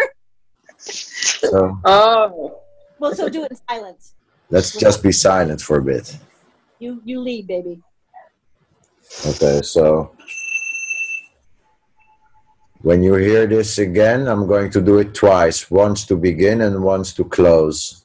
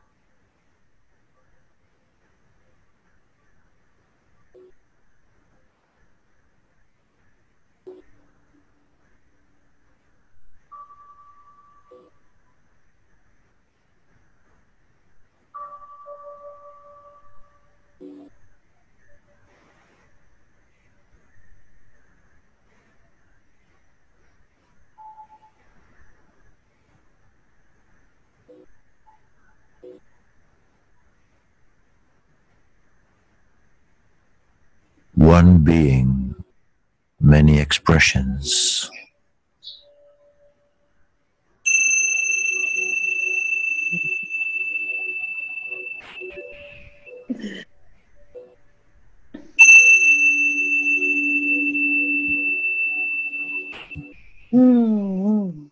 Thank you. Mhm.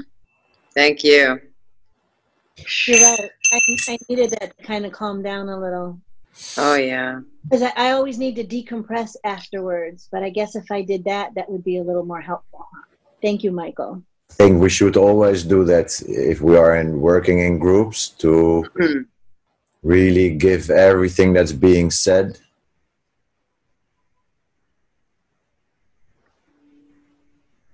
Right. Yes. Acknowledgement. Yes. Yeah. Absolutely. And sync, but also because you're so wound up, it gives me a chance to calm down too. Because so Michael, I'm gonna do that now. Thank you for doing that. That was an awesome interjection. And you're right. Yeah. In a unity, we should. It's almost like stealing our sacred space, right? Yes. No, that's what I was feeling like. It was all resonating, jiving, and then just kind of melting in. Mm-hmm. Yeah. I love you guys. Ah, we love you too. We love you too. A sleepover. Come on, guys. Mwah. Come on. If you ever get to Phoenix, Arizona, come on and come see me. We would love to have you guys come visit. Where are you? I'm in Phoenix, Arizona. Where are you? Arizona. Wow. I'm here in Israel with Michael. Oh, wow. You guys are really far away. Yeah. That's okay. We can quantum jump. Oh, and it's cool for you guys. Thank you for staying awake so late for me, because it's like 5 here, so I can't do much before noon. So Michael and I started at noon. So, thank you for staying up. That's the hardest part of all of this, is just getting the time zones together. That's the hardest part. And I still haven't found something yet. I got something that actually does that, an app that helps me figure it out quicker, because you get it wrong and you're in trouble. Oh, yeah. That's for sure. Day off. I'll see you at 4. Okay, I'll see you at 5. Okay, Thursday. Oh no, Wednesday. Yeah, because a lot of people I'm dealing with are on the other side of the planet, which means it's already going on to the next day. So it's like so confusing. Yeah. But because I like the galactic level, so we'll get it going. So we are ready now. See, it's really hard for cancers to say goodbye. We don't even like saying bye-bye. We say ta-ta, ciao, see ya. See you later. We are not. Arigato, arigato, arigato. In Holland, there's a guy, he never says goodbye. He always says, see you later, like, see you in a bit. Like, it can be in 5 minutes, it can be in 1 hour, it can also be 1 week. It doesn't really matter because there's no time. That's right. I'm not even going to say that. I'm just going to say arigato. Thank you. Thank you. Arigato, arigato. Gratitude leaves you open. Yep. Yeah. So you'll know, see him again. You see everybody. Yeah. You're always going to see him again. But arigato is leaving up the love, right? That I like that. Most people. But I love it because cancers can't say goodbye. But we are. This is it. We're going to say goodbye now, everyone. Love you all. Thanks, everybody. We all love you. Thank you, girls. It was awesome. Thank you. All the stuff for Michael's in his event, so you can find them. We didn't even talk about his promotional stuff, but everything's in his event. You can always find Michael. Just go and message him on the messenger. You can always find Michael. He's there to help you. He'll love you, take care of you, and highly recommend him because you got to know him now, right? And we just got to know Rosalind too. So thank you for popping in. You're a great pleasure. And we had Jean-Paul pop too, so that was awesome. So we hope you all loved this, and it was a little longer than we were going to be, but that's okay. So you can always just watch it or turn it off if you don't want to, right? So we hope you loved it. This is the beginning of our new Galactic gathering. So we hope you liked it. We'll be doing it once a month, and this was our first one. So woohoo! Ahoo! So like it and share and subscribe and all those wonderful things for all of us. Thank you again, guys. Thank you. Bye-bye now, everyone. Namaste. Bye. Bye-bye. I think I know how to end. Oh, there it is. End meeting. Bye-bye, guys. Bye. Bye.